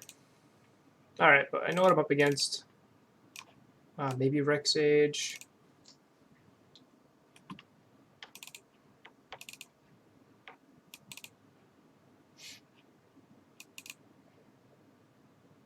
What's your philosophy as St. Doom sideboards here, Scott, on the pre-turn 1 concession in that situation, where once you have an idea of what your opponent's doing, concede before they have any information on you? Yeah, I mean, that makes perfect sense. Obviously we're playing, there's so many options that they could be playing right now, right? I mean, obviously it's not going to be Death Shadow, right? Because they played Inquisition of Kozilek, right? They could have had the Inquisition instead of the Thoughtseize. So just in case it was Death Shadow, I did side a little bit differently there. Brought in Hornet Queen. But I would guess, I mean, with the Inquisition, you know, blue-black control, or possibly fairies, you know, maybe. I just don't see the Inquisition very often with the Death Shadow. Mm-hmm. So that's the reason why I was thinking it wouldn't be Death Shadow. But other than that, I mean, with the blue-black and you only see one card, you know, you're shooting in the dark pretty much. You got, obviously they're playing some kind of control, but I mean, you never know it, especially with Modern. There's so many different variations to the different colors that this looks like a pretty good opening hand. I just need a bounce land, and this. I like hands that only need one thing, and this hand only needs a bounce land. Yeah, I guess to that end, it's because Modern is so varied. Is it good enough to put your opponent on a range of 3 decks before you don't share any more information, or is it so important that you need to know kind of exactly where they're at? I think that's up to player style a lot of times, I think, too. And what you have, too. Yeah, and what deck you're piloting that day. Yep. I'm also streaming. I don't want to waste everyone's time, too, so. Or what's in your hand. Like if you would have had a forest in your hand right there, you could have played out your forest and they wouldn't have had any idea what you were doing. So you would have one more turn to kind of gauge what the hell was going on. I was at a big event. I think I came in like 17th at it. And one of my losses was to a red-green Eldrazi opponent. He played turn 1 Cavern on human, played Noble Hierarch. And I was playing Abzan Traverse, and I went, okay, my turn 1, Thoughtseize. He conceded. So I sideboarded as if he was humans.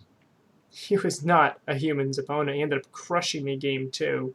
And then game 3, when I sided correctly, he was able to pull it off there, too. It was just a really brilliant game 1 concession. Yeah.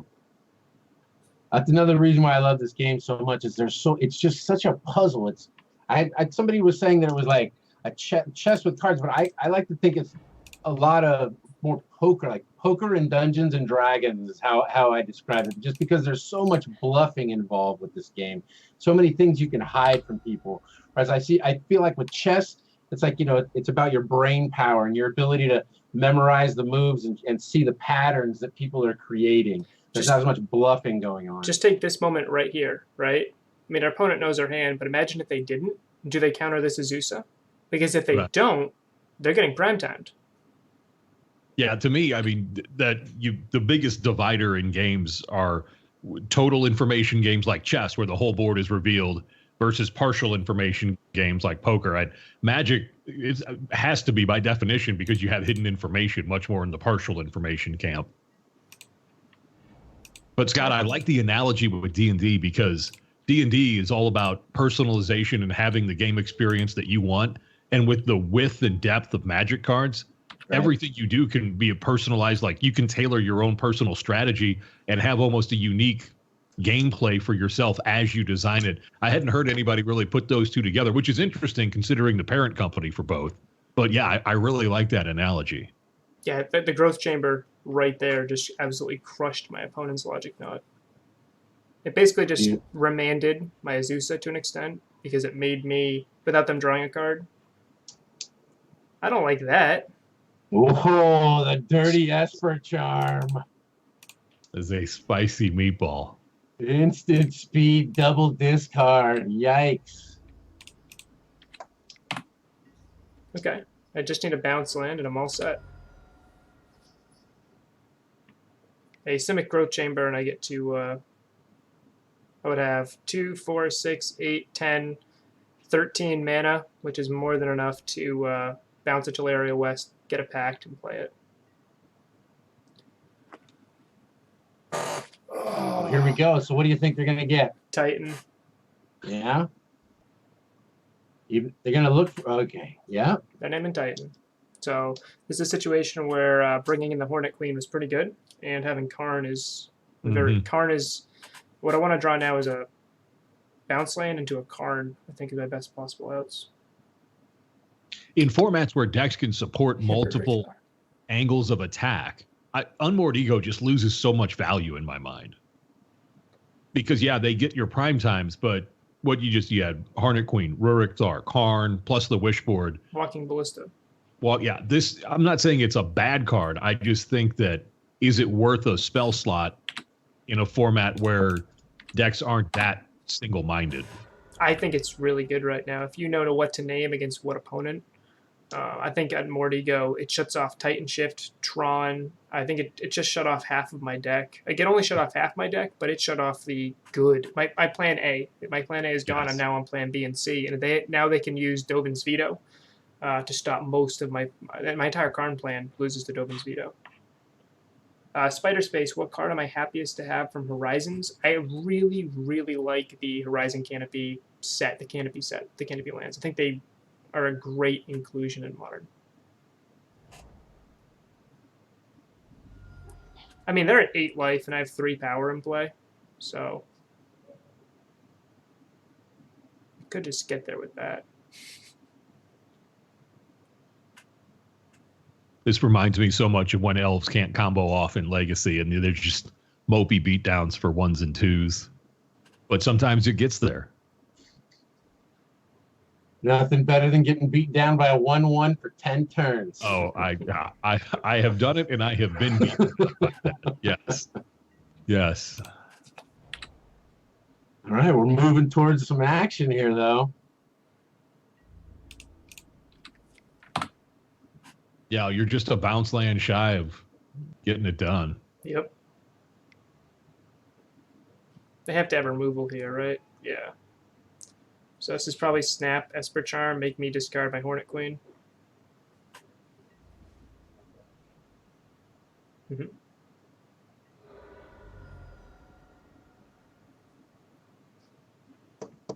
They might actually want to draw 2 cards here. Yeah, I was thinking.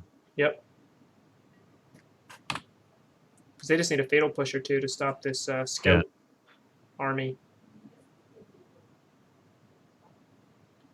Goblin Engineer Spider Space does seem really... Any tutor effect is really powerful. That is a pretty sweet card. We've still not seen Big Teferi. Well.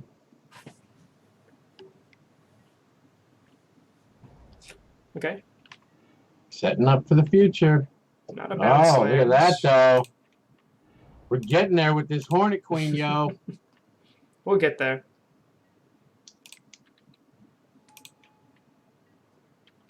And they haven't seen that, right? They haven't seen that card. So I mean, they might have seen it in their when they looked through with the Esper with the Unmoored Ego. They might have seen it, but they don't know we drew it.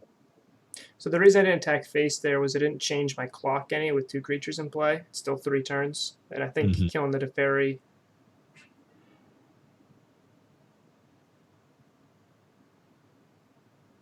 Stepmom is really good, just not protecting herself.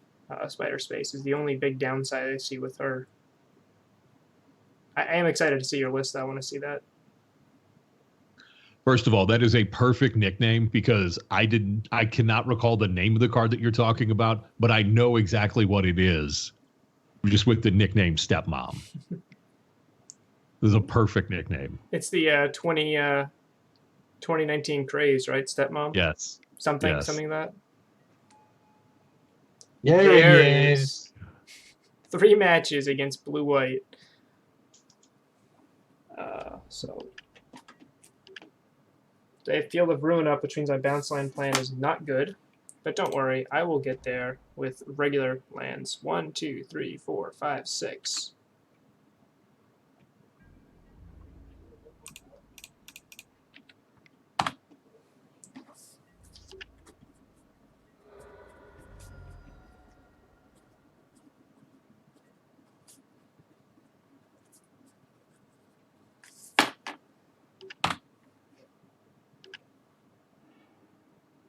Is Hornet Queen 7? Mm-hmm.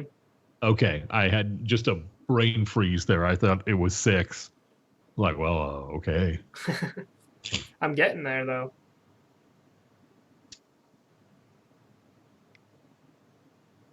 I don't see us winning this match, not from this position. This would be tough. They're starting to get the card advantage on you. Yeah, when they can search and hold up Cryptic, that your win percentage is dwindling. They just whiffed.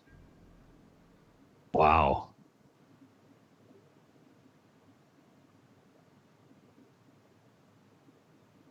Any land in our deck gives us Hornet Queen. I mean, we can bring them down to 2 here, unless, of course, oh, wow, they went double search right here. Can they whiff again?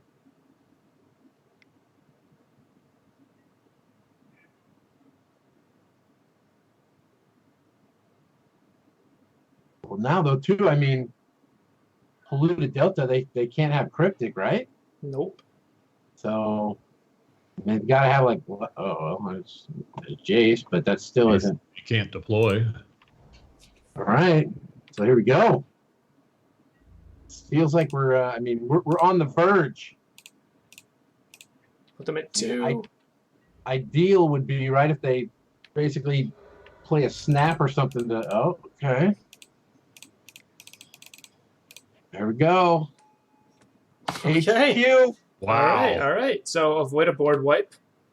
Gotta be aware. That's their only out, right, at this point. Cryptic Command can tap our team, buy them time. Right. Nothing in their graveyard that matters.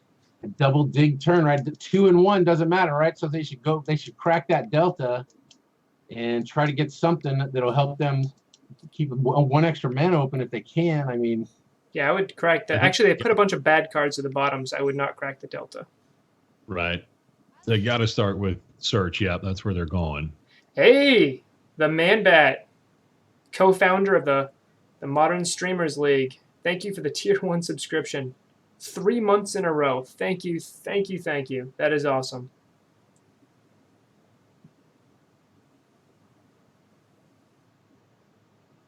What'd they reveal? Did they whiff again? Oh, don't tell me we're stealing a game here. oh, gotta get a Cryptic. It's their only hope at this point, right? I mean, that's it. Oh, Wow. Wow. Scott was right earlier. Fight to the end. Fight, fight, fight. fight. Okay, so now that they're on Esper, I don't know. I think I do want extra copies of threats. I still want the Worm Coil on the side to grab with Karn. I don't want the Engineered Explosives, which means I can bring back a Pact.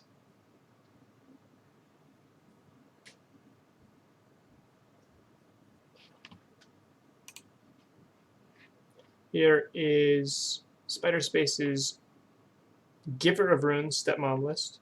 Ooh. So, oof, mom and pop Thopter shop.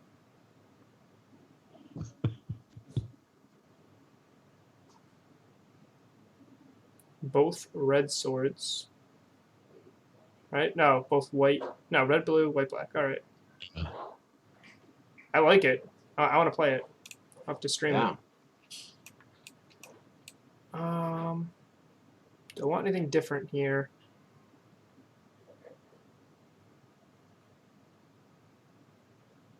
I don't think I do.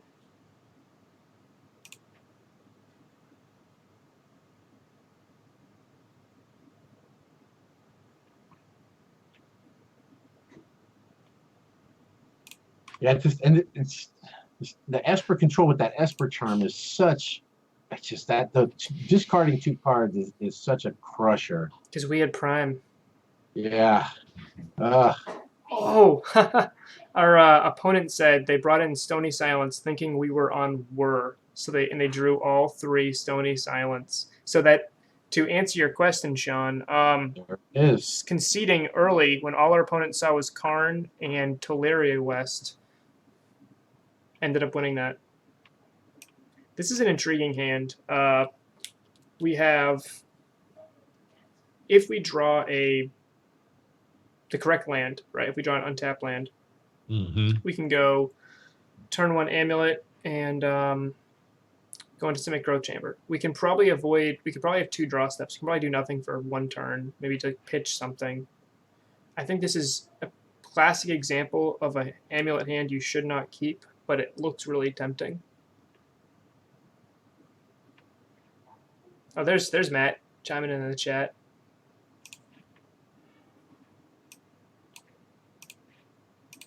It's Friday. It's after 2 o'clock on the East Coast. He's at home with his pants off, not doing anything by this point in the day. He lives the life of a real, just sort of laissez-faire gentleman. Works occasionally, makes a ton of money when he does. Pretty much has life at his own leisure. Now, him and I work the same industry. The difference is he gets all the benefits of working for someone, and I get the freedom of working for myself, which also means I'm tempted to work less. Yeah, so taking the Amulet probably here. But I think there's something to be said for working less to make your life more livable. Absolutely. Without a doubt. Yeah, that's part of the reasoning behind my decision to make a recent change up. Well, that's what this is for me, really. I mean, after my radio experience, where in San, they're paying me minimum wage living in San Diego. You can't do that. I'm also a waiter, so working all the way through the night, getting 2 hours of sleep, waking up, coming in. I weighed almost 250 pounds. I had numbness in my right arm. I told my boss, I said, "I'm killing me to do this, so you have to pay me a living wage," and they said no. And lucky for me, my wife, we weren't married at the time. She was living in Scotland. And I said, well, I'm just going to come visit you for a while. And while I was there, that's when I discovered Twitch. I was asking myself, philosophical questions like, why am I in Scotland watching people play video games on my phone? And by the end of that trip, I think my brain had healed a little bit. And I realized that this is what my subconscious was telling me, like, you need to take these skills and you need to go here and do this. So I'm lucky enough to have a wife that supports me, emotionally, physically, whatever I need, to do this because she believes in me. So thank God for that. Oops, I can't undo that. Well, congratulations. First of all, that's a tremendous journey. It sounds like you've been on. 2, a great partnership is something to live for. Agreed. I just made an oopsie. I thought I had a Azusa in hand, not a Pact. So I was actually just going to cast Azusa, but I'm not casting a Pact because if they counter, I don't want to be in a bad spot. But yeah, absolutely, always chase your freedoms. You can work as much as you want, but you can also not work as much as you want, and you only need to make as much money as you need to make to put food on the table. Beyond that, you're not going to, just be comfortable. Right. Create happiness. I don't know if you guys like obviously TED Talks, everybody knows what they are, but I saw one gentleman named Don Miguel Ruiz, and basically he just says that, the whole talk was basically that the only thing that we've figured out as a species that we all do is use our energy to move matter in a way that creates happiness in our lives. And so that's kind of been my overreaching goal for everything that I do now. This is the Saint Doom stream. You come to watch Magic play, but you leave with your life changed. And hopefully for the better sometimes. That's up to you. Okay, so opponent is not doing anything here. I'm just going to be patient. As long as they have Field of Ruin in play, I'm not tapping my Scout. Countering their Field of Ruin is more important than anything else here. And speak of the devil. Yep. Falling right into your hands.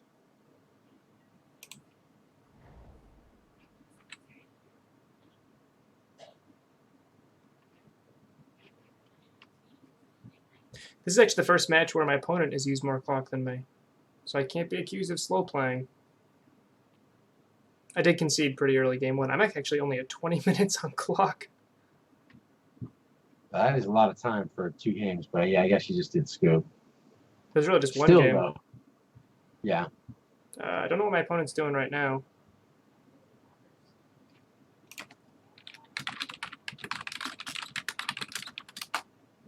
Opponent said, based on my sequencing, they didn't think I had another bounce land.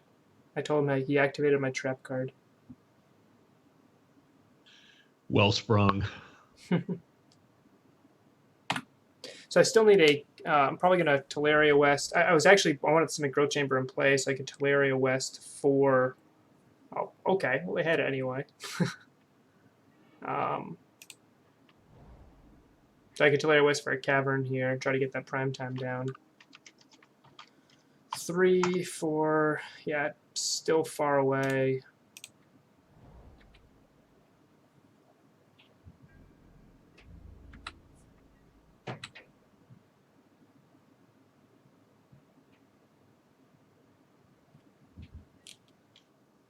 So today, just as a quick little sidebar, I've decided that this is the most important YouTube, I don't know if it's a meme video, whatever, but in all the things that I do in life and whatever, I refer back to this one video so many times, and I know you all will recognize it, and let me just give it to you, since it's rather apropos with your Sakura Tribelber. Here we go. The old Admiral Akbar, it's a trap video.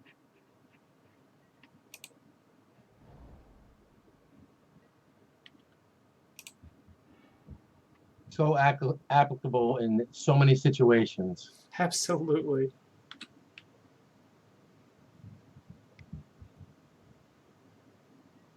Okay, good. Scout did her job. 1, 2, 3, 4, 5, 6.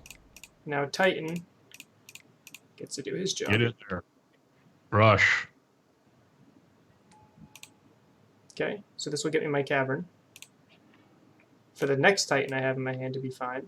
So I don't care about their graveyard at the moment unless they have 2 Field of Ruins. Unless they have Crucible, I don't really care about it.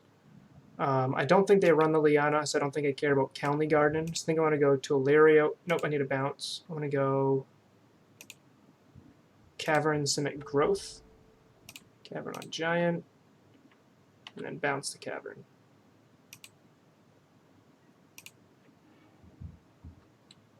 Pass turn.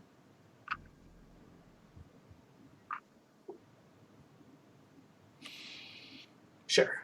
Kind of expected that, the way they held up just 1 mana. That's fine. Yep. Fighting Titan is never the first Titan is never the issue for control decks. It's the 4th Titan. That's the one that I really care about. So I'm set up here, so if they end up Unmore egoing Prime Time, I can Teleria West a Walking Ballista, play Cavern on Construct, and then try to win them, beat them with that threat there.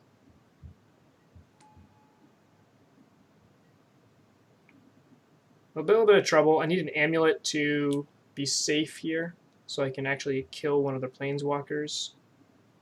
Are you thinking second path? Leaving up the 1 for Jace, or just they're at 5 mana and would rather have the Jace, thinking they can survive 1 turn? Well, they'll have actually they'll have Cryptic Mana up with the Teferi untap. Yeah. Right. They hadn't played a land yet. Okay. Yep. Yeah, I didn't realize they hadn't played a land, so they're much further ahead than I thought. So I play Cavern. All right, I have plenty of mana. 1, 2, 3, 4. So I have 2, 4, 6, 9, 10 mana. So yeah, I'll play Stirrings. Karn. All right, now we got options. Even if they do something here. Four cards. I think I have to. I can't. It's arguable that I should have Teleria Wested for Pact of Negation instead of Ancient Stirrings there, and then I could have protected myself from a path. But I still think this is the right line. I'm going to set myself up for a Karn win.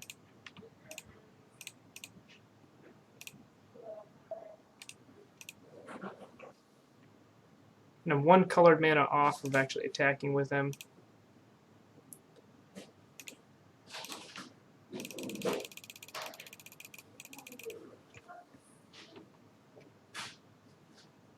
So what do you think is going to be their best line here? Do you think they should use Teferi to bounce your guy or Jace and then keep their counters open? I assume they're going to have a path or a snap here. So I'm going to be Teleria Westing for something. So I think I want a Bajuka Bog and Boros Garrison.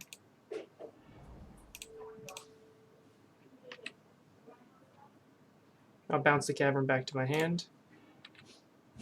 This forces their action. If they have snap, they have to use it now.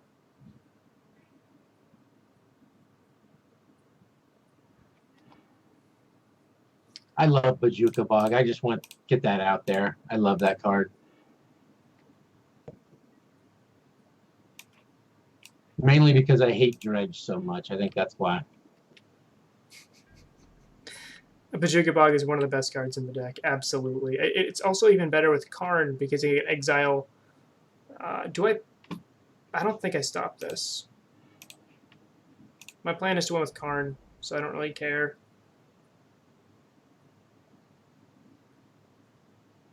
Yeah, it's Karn, Pact of Negation.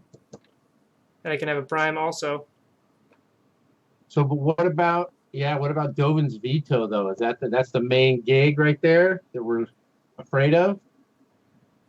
I mean, they haven't had one yet, have we? They have not had one yet. I'm actually more afraid of the Esper Charm. Dovin's Veto would be a real pain in the butt, though. I think they're in a really good spot here. Interesting to note, they've had these Planeswalkers in play for a little bit now, and we've actually drawn the same number of cards because that's how powerful Primetime is.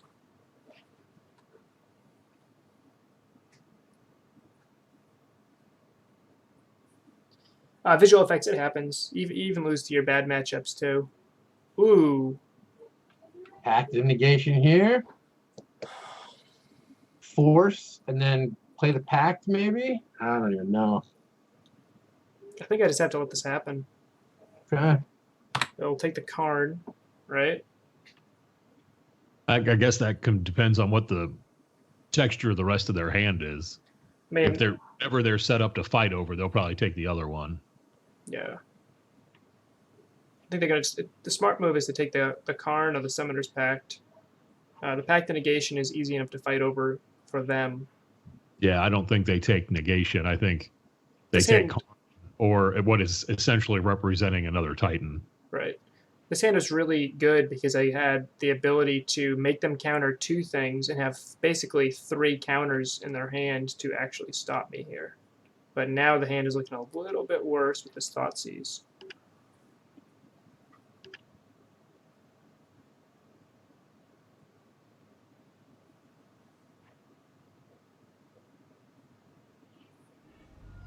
Yeah, I think Karn is the right play.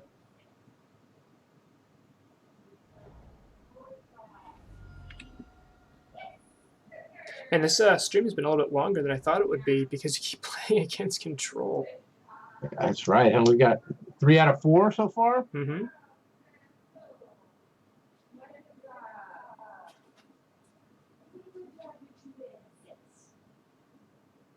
The opponent's got 8 minutes left in the clock, which is plenty of time for them to win with 2 planeswalkers in play.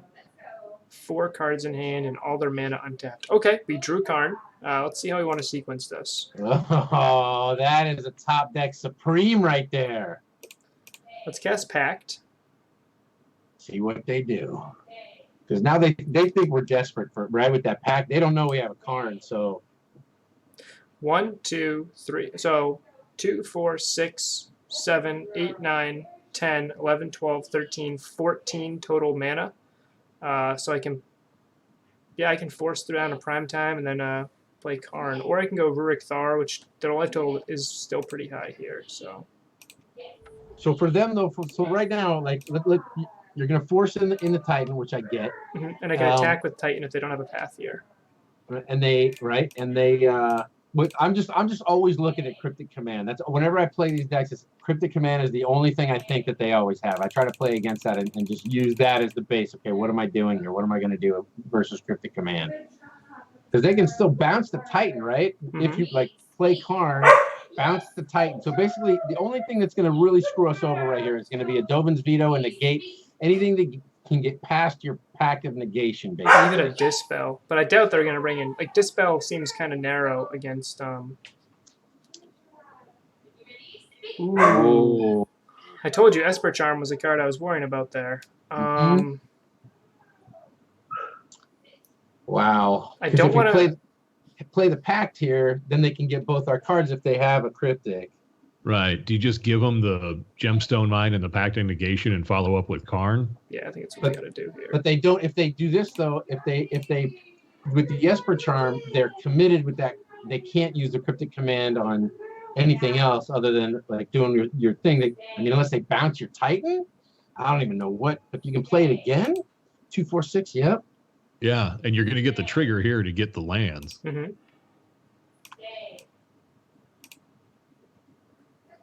I can actually attack with Titan.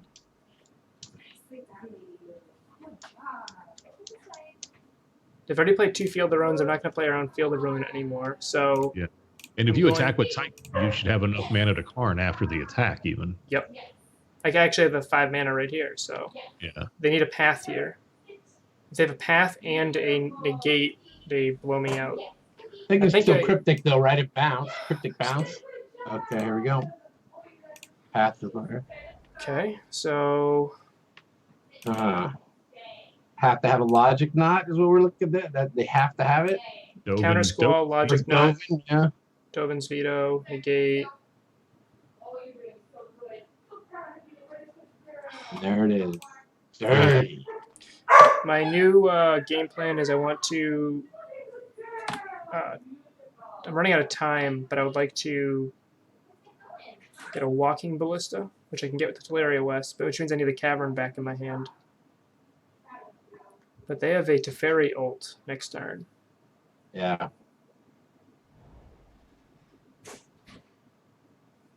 What do you guys think, chat? I think this is a pretty hopeless spot. We won game 2 out of a similarly... not this bad, but it was a pretty hopeless spot.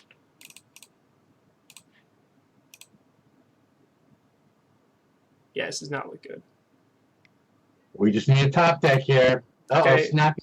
Oh, no. Yeah. But you can still, in response, you can still Talaria. I guess you still No, it's sorcery speed. I think he's just drawing 2 cards here. Oh. Nah, he's going to make me discard on my draw step.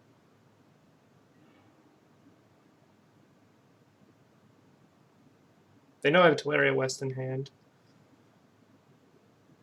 Yep.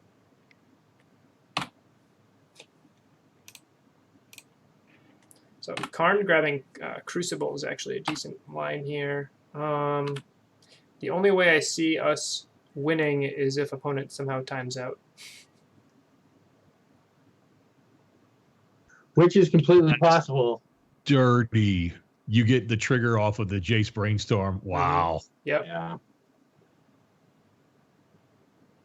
I think I have 1 draw step left to try to win this. Even then, I think it's probably too late.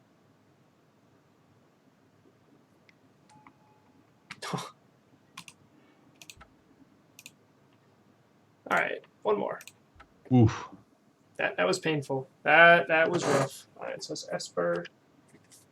Really, if we had had an actual game one there, I think our opponent would have timed out. Like if we actually had played game one.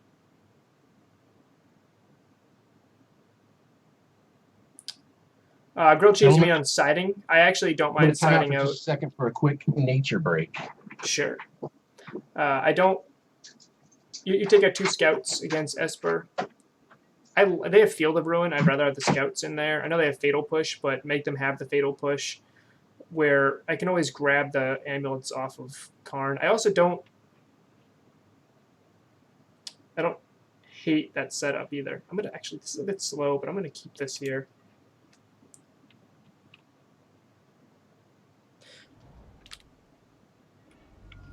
I'm trying to protect my threats early against blue-white control, and I'd rather have Scout do that. Amulet doesn't protect your threat. Amulet kind of is a threat. I think Amulet gets you out of a lot of bad spots, but Scout keeps you from getting in bad spots. To try to fully articulate my thought here. So it looks like we're up against Izzet Phoenix. They put a card top, card bottom. His hand is a bit slow. So I can go Amulet or EE. I think I'll go Amulet, and then I can Teleria West for an EE later.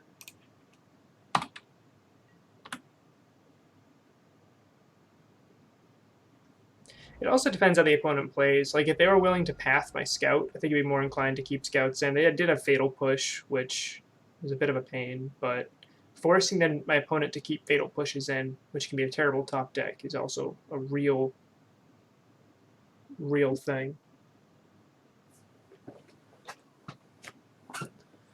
So all our opponent had to do last game was brainstorm once or twice more, lock all of our lands out of the game, then Fate Seal us, then Fate Seal till eventually they ult Jace, and then Jace kills us. Okay. All right. So a pretty painful sleeper hold we were in last game, but this should be. I'm assuming this matchup is much more explosive on both sides. Yes.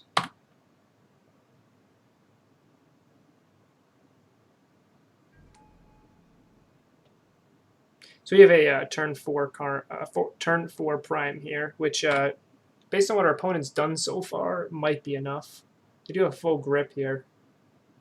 This matchup is worse for the version of Amulet I'm playing right now with the red splash than it is for the white splash, or even just no splash with a Dismember, because a Braid cannot kill Thing in the Ice.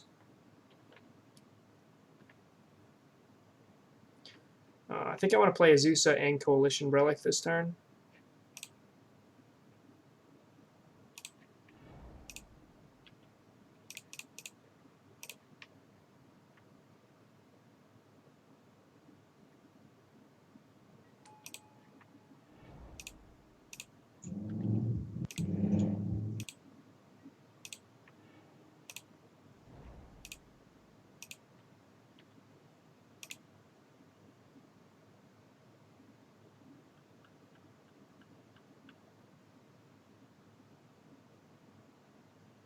Actually, I'm going to bounce the Teleria West here. I can Vesuva for the bounce land next turn. Yeah, and with prime time in hand, you're going to be able to turn the clock up next turn. Now, I'll have plenty of mana next turn thanks to this relic also, so I have prime time ready even if they kill Azusa now. The main thing what we're not looking for here is going to be multiple Manamorphos, right? I mean, that's the trouble with the Thing in the Ice. Right. If they can flip Thing and get multiple Phoenixes out, then our play might be too late here. Yeah, visual effects, absolutely. Black Splash. Assassin's Trophy can absolutely deal with Thing in the Ice. And Blood Moon. So what I think is so great about Amulet Titan, there's so many different ways to build it, to brew it, let alone the different versions. Scout, Scout Hive Mind, Scout Karn, Scout with neither, Bloom, Breach. There's so many different ways to build Amulet Titan. And then from those jumping off points, you have the flex spots, which is many, many flex spots. And you can pick specific color splashes. No color splash. Just stay heavier in blue. And on things like Trinket Mage or Serum Visions, you can go heavy red, like I did here for Braids. and Rurik Thar and some Fire Spouts. You can go white for Path Exile. There's just so many different ways to build and tune Amulet Titan that I think it's a kind of deck that you can, as long as you have the access to all the cards in that toolbox, it's got to have the biggest toolbox of any other deck in Modern. When Karn just made that toolbox grow exponentially. So much bigger. So much bigger. Oh yeah, visual effects. I will check out your list. I will get back to you. Oh wait, when do you need that by? Do you need that like tonight or something? Let me know what. There's a deadline you need that by. All right, well here comes the Phoenix and the kicking it out, yo. Kicking it out.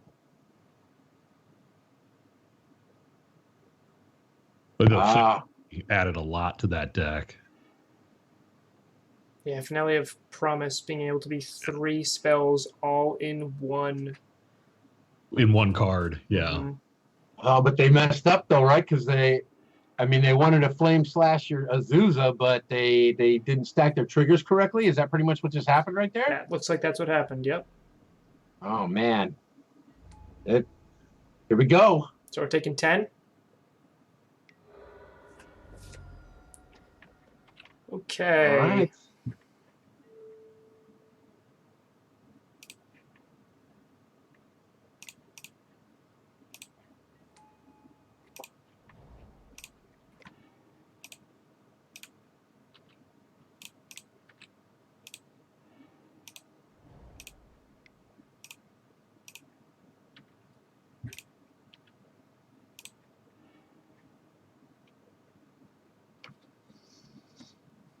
All right, so I'm going to play 6 here. I'll have 3 mana here. So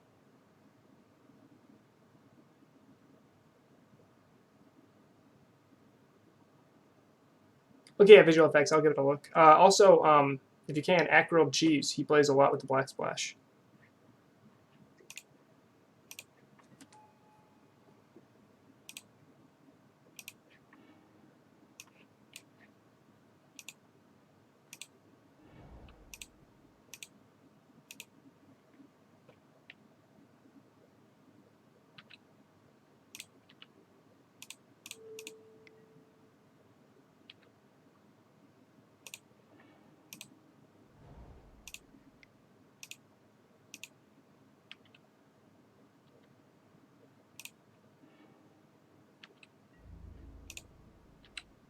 So now, right now, we're going to go look for the one that gives them double strike, right? That is lethal.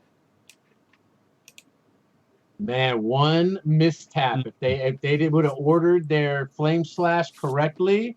Oh, that would have packed for Azusa. Oh, okay. They were dead anyway. Okay. All right. We're up a game, which is really big here. We have a lot of different options here. I don't like Ballista. I don't like Pact and Negation.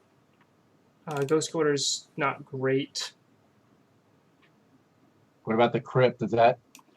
I like the Crypt with the Karn, but I do side out a Karn or 2 here. Just like a turn 3 Karn, grab Crypt can sometimes be enough. Right. Might actually go down to 2 Karns on the draw. It's a consideration. Negate, I think I like Spell Pierce more, but Negate is also an okay option here.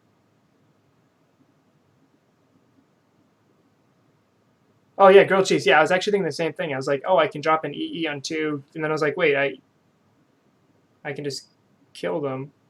Yeah, lethal is almost always a better line. Do I want the 3rd EE over the negate?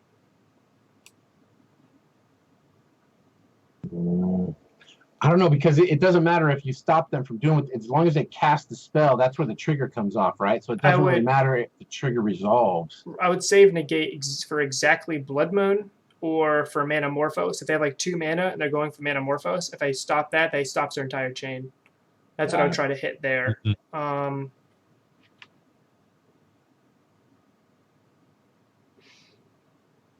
think I'll go. I think I like this. I mean, 1 negate. I prefer Spell Pierce in this matchup, but we got the Bog. Yeah, the bug. And I would have to think Rurik Thar just all-star in this matchup. Absolutely. Turn 1 Stirrings. I have a basic forest. I think I'll keep this. I'm just a ramp spell away from having it. I think I can wait on this. Their entire game plan here is to have a turn to Blood Moon out, Blood Moon me out of the game, and I can try to drop a EE on 3 to get around Blood Moon, or I can try to drop an EE on 2 to save it for Thing in the Ice.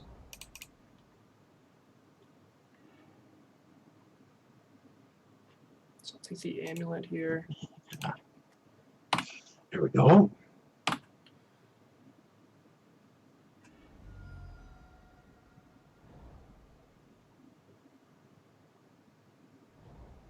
Oh, I missed a follow 9 minutes ago. Metal Yes. Kakaris, thank you for the follow. Visual Effects, thank you for the follow. Gabriel BM, thank you for the follow. Pedro Valley, thank you for the follow. McMaster Shock, thank you for the follow. Man, I usually don't wear a headset, and that made it so I did not hear that at all. I really apologize for that. And once again, Manbat, thank you again for the resubscription. I'm basically hosting you. I've got what we got going here on Skype on my stream right now. So that's why I figured out why my camera isn't working. Figured that out. Yay! Oh, so they're gonna Alpine Moon Boros Garrison. That seems like a really poor choice in my opinion. So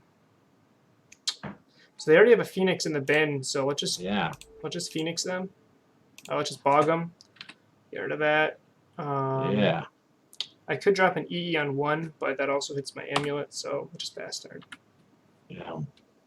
So Alpine Moon means I don't think they run Blood Moon, right? Which is really good news for me. They can.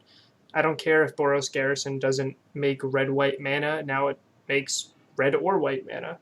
Mm-hmm. Yep. I think they should have picked something else.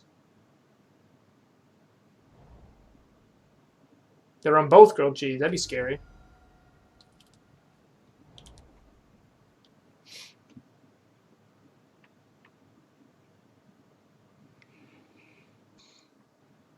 Okay. So There we go.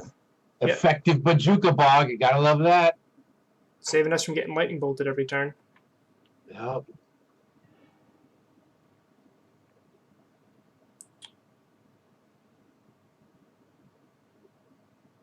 Do I want to drop an EE on 3 just to play around Blood Moon? Or do I want to drop in... So I have a bunch of options here. Like I can Pact for Azusa, which could kill me if they Blood Moon. I could drop an EE on 2 or 3. We already see one Thing in the Ice there, so they have 3 left.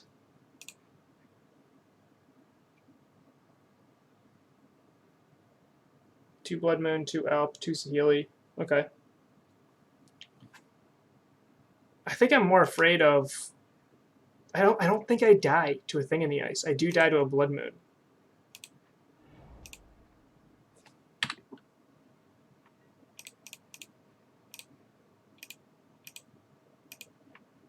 This could be a really conservative line that I'm taking here, but I have like 2 primes in hand.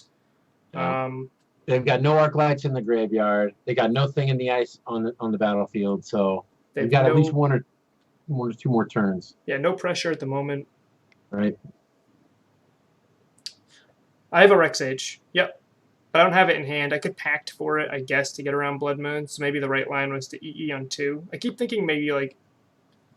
But Summoner's Pact could always get dispelled or Spell Pierce or something there. This way I don't even have to worry about Blood Moon.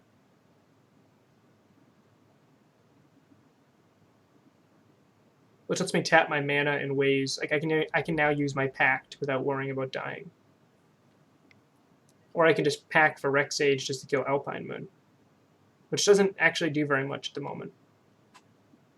It just makes my Boros Garrison into a gemstone mine. It's like our opponent's pretty much whiffing like the wind right here. Not too much things going on. I mean, no faithless looting to put anything into the graveyard. Their Thoughts They're just Towers, yeah. winging it right now. They're just praying for something. They have to know. Oh, look at that! They have to know that you are just about to go off. Yeah, I think they're dead here. Not dead, but they're pretty dead. Just mostly dead, right? Like Princess Bride. Not all dead, just mostly dead. Unless I guess I could misclick, right? Well, like our opponent. As long as you don't feel a hand going through your pockets looking for loose change, you're fine. And even then, sometimes it's okay to just play dead when that's happening. Depending on the situation. Oh, whoops. Don't want Boros Garrison. Oh, actually, I can't attack him this turn because our opponent Alpine Moon the Boros Garrison. So what can I do? I can Bajuka Bog again with the Vesuva. I don't need to get another Titan because I have one. I can gain life. I can really just set up to kill them next turn. I don't really have to do anything this turn. You think with like the Vesuva in a bounce land, so you can Bajuka Bog and then get the Vesuva back to just create whatever you need? I like that. I also like Radiant Fountain just going up in case they try one-shotting me. But they already lost and they can't one-shot me. Yeah, I mean, they got 4 cards in their hand. Their graveyard is full of cards. So, I mean, they're on their last legs. I actually don't even think I need to bounce the Vesuva. I think I'm just better off. Honestly, just like a basic forest, or I think Gemstone Mine might be the safest, so it can help me tap my spells next turn. Mm-hmm. A lot of different options here. They're conceding. All right. They weren't dead though, but they were going to be. Oh, they didn't know I couldn't attack yet, huh? I was not slow playing opponent. My line there, I think the best one was to blow up their graveyard again and stop their finale. And then from there, gain 2 life, or probably a Gemstone Mine to help me cast my Sunhome the following turn, so then I can Sunhome kill them in one shot. I think that was the best line. Yeah, their deck is definitely a snowball deck, where if you let it start getting on a roll, it will just roll you over. It's also possible, absolutely about the snowball, it's also possible I should have just pacted for Rurik Thar the following turn and just blocked them out that way. Amberic, yeah. Visual Effects answered that. Yeah, I almost made the same mistake too, just like autopilot, like, yep, ate them and then go from there, but I had exactly enough mana to cast Titan, so I couldn't attack them there. I'll be back in 30 seconds. Nature's calling.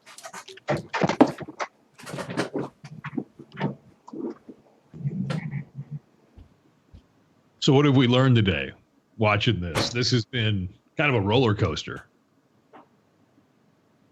Everybody's playing Control right now. That's what we learned. Yeah.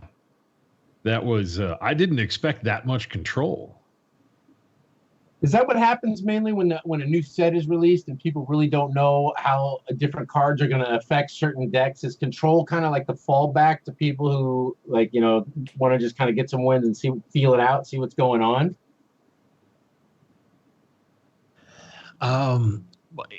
I guess it's whatever you feel comfortable with in that situation. I mean, in an unknown meta, the rule of thumb is kind of to be aggressive, right? To be the one asking the questions rather than trying to come up with the answers.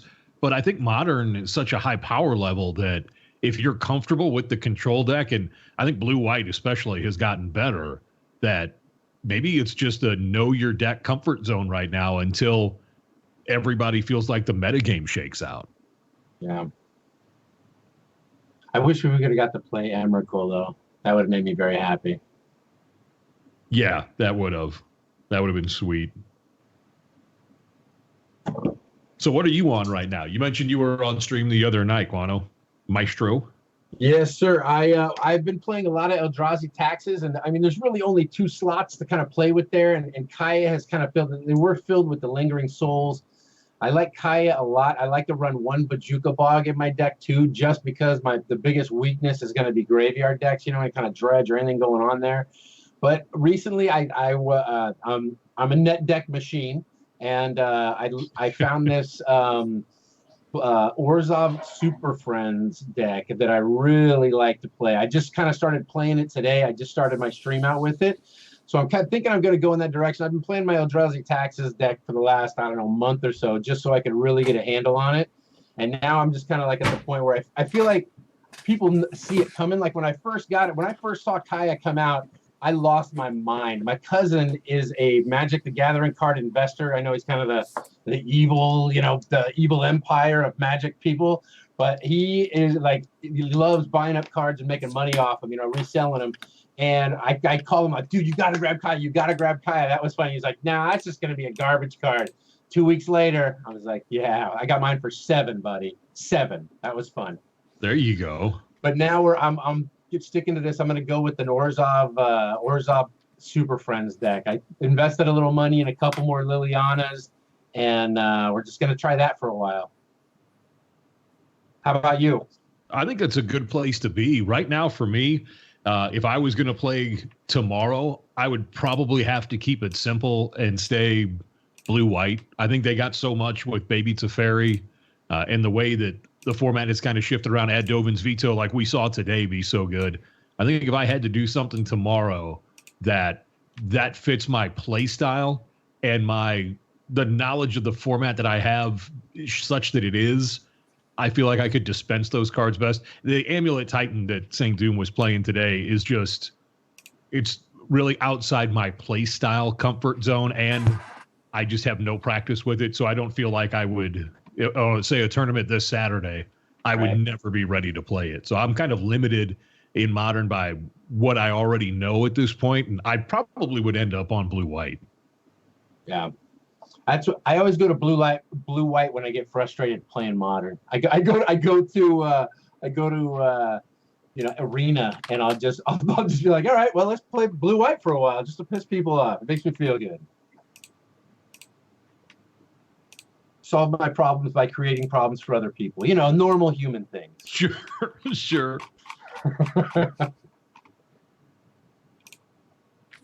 But yeah, so I guess are we done with the commenting area? Should we kind of go offline here and just kind of talk about the just what we're doing, like structure, how we should set things up, maybe like a practice schedule.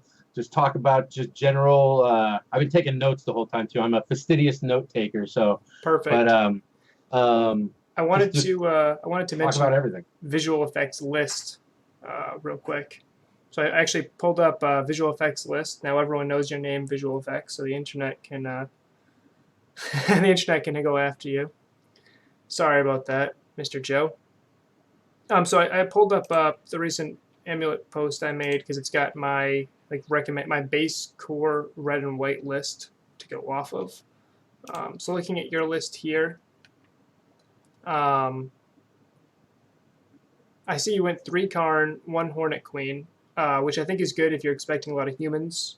Karn is not very good versus humans, where Hornet Queen is very good game 1 against humans. I don't think it's as effective post-board as it used to be. Now they have Phantasmal Image, and they also have Deputy Detention, which is really good at picking off all the extra tokens there. So, but I like Hornet Queen a lot. Main board against humans can give you a nice little edge. You also have Blast Zone, but what'd you cut for that? I think Blast Zone has been the most impactful card of any that's come out in a really long time. I mean, it seems like 80% of the decks I play are playing that card. Yeah, it's really good. I don't like it as much in Amulet, even though you'd think it'd be a perfect fit in Amulet, simply because it starts with X is 1, and right. we have 8 1-drops. So we really can't use it at X is 1 very often. We want to go up to X is 2. But yeah, I definitely wouldn't cut Blast Zone for a bounce land. You can see just in the stream today how many times I was like, I just need a bounce land.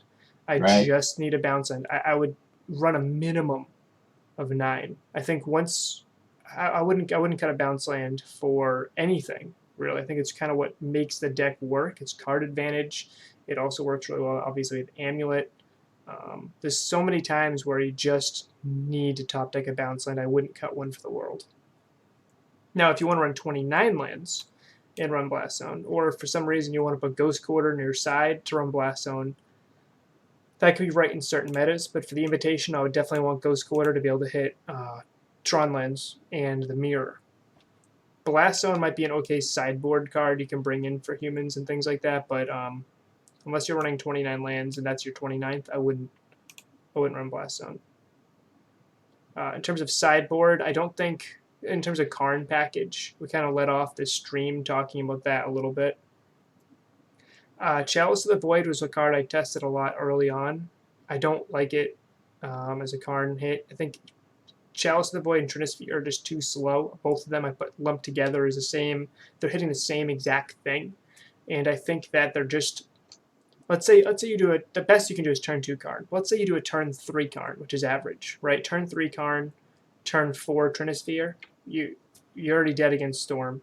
And against Izzet Phoenix, I think you're just better off getting Tormod's. In both situations, I think you're just better off getting Tormod's Crypt and then untapping and doing something else.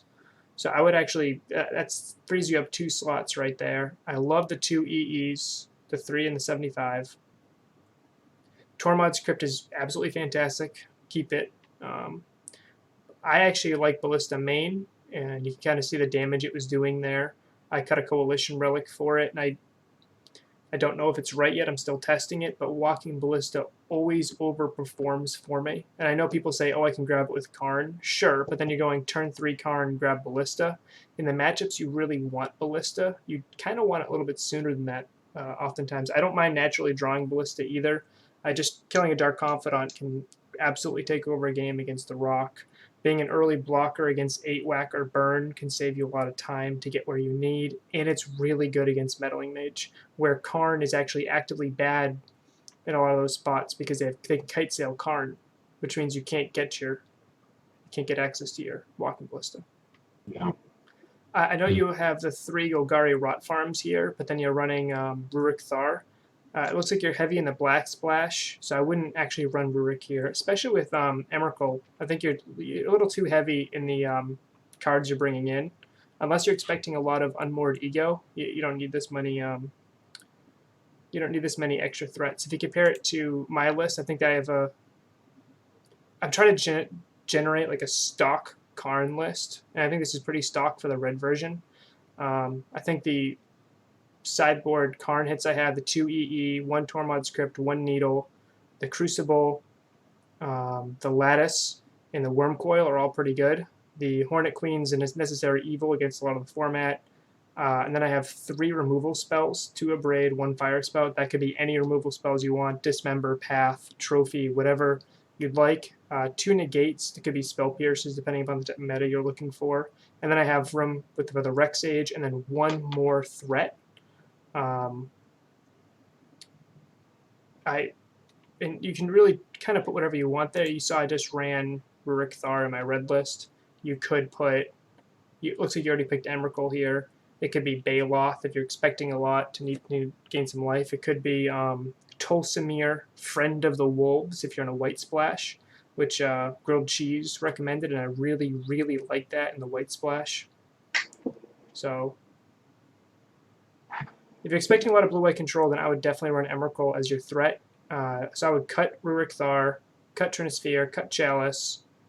Definitely run Crucible. Crucible is really good against blue-white control. You can kind of see that game earlier. I had Crucible out and made it so they didn't do anything against me. It gives you like extra secure Tribe Scouts. It's really, really good against control. But Trinisphere and Chalice just don't do enough when we need them. They're just not fast enough. It's like the type of card that when you're siding Karn out, you're going to be siding these cards in. And do you want to naturally draw 1 Chalice? Probably not. It's probably a bit too slow there. If you don't have Crucible, you can also run a Ramanop Excavator. It's not as efficient, so you can't use it game 1, but you can bring it in. You can pact for it post-board. Bless you. Post-board, I think Ramanop might actually be better because you have more access to Pact and Tolaria West effects to grab Ramanop than you do Karn to be able to grab Crucible. So I think I gave you... hopefully I answered your question. If you have any more, throw them in the chat. What do my special guests think? You think it's pretty much done here, or is there anything else you want to talk about on screen? I'm excited. I like this. I think we've got a good mixture of different personalities and people, and I really like what we got going here in this initial meeting. It's kind of exciting. Yeah, I would just second that. This was a lot of fun today. And the person that I've sort of hopped onto their stream with most is the guy who's going to be representing our podcast is Matt. Matt, I hope you're still lurking because I'm about to throw you under 3 city buses right now. He is the worst at actually playing the games and trying to hold a discussion. So he constantly runs out of time. It was refreshing to be on with somebody who can actually operate the system that they're playing on while we were talking. So big kudos to you, Sanctum, for being able to pull that off. Thanks. I love that phrase, throwing you under the bus. I love that phrase. Especially everybody's going to see Matt and how he runs down the clock for the most basic decisions as part of the Modern Streamers League. So I'm excited for that. It'll be pain that we all will have in common then. So we actually have a bunch of we have Spider Space, who's on Team Ice with me here, and Matt, who's on Team Fire right here. So for those of you who don't know, ModernStreamersLeague.com. The actual graphic that we used for the podcast, or 2 gotten you a picture of him. So just be ready. You have invited someone into the house who's gonna like take their muddy shoes and track them all over your place. He actually did update the picture. Oh, okay, all right. We haven't done it on our end yet. Yeah, we were just throwing Matt under the bus. Everybody else is working hard behind the scenes. Absolutely, 100%.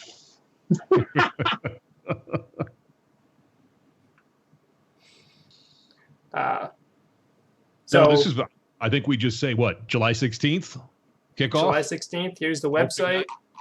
The tournament bracket will be up soon. We have the tournament schedule. We're just making sure that works within everyone's individual schedules, but who are playing week to week. Once again, this will be a modern format. We're going to have 10 exciting weeks broken out into 2 5-week seasons. Whichever team wins both seasons is the champion. If there's a tiebreaker, whichever team wins the most games within the total seasons is the tiebreak champion, and the charity of their choice is the one that gets the benefits. It's going to be sweet. And as you can see there, we are sponsored by Card Hoarder. So very excited. Yeah, whichever team, we all know Team Ice is winning. We got Spider Space on the team, so how can we lose? Look at his hair. He's got such awesome hair. We can't lose because of that awesome hair. I'm just jealous. I think that's one of the things I learned in one of my how to grow your stream is brown nose your viewers. I think I read that somewhere. Love it. So thank you everyone for sticking with us, and hopefully you had some fun. If you have any Amulet Titan questions, send me a message on Discord or on YouTube or on Twitch or just Reddit, whatever. Just throw some snail mail my way. Please don't actually do that. I don't like snail mail. Let me know, and I will get back to you. But other than that, I'll see you guys next time. Bye, everybody. See you.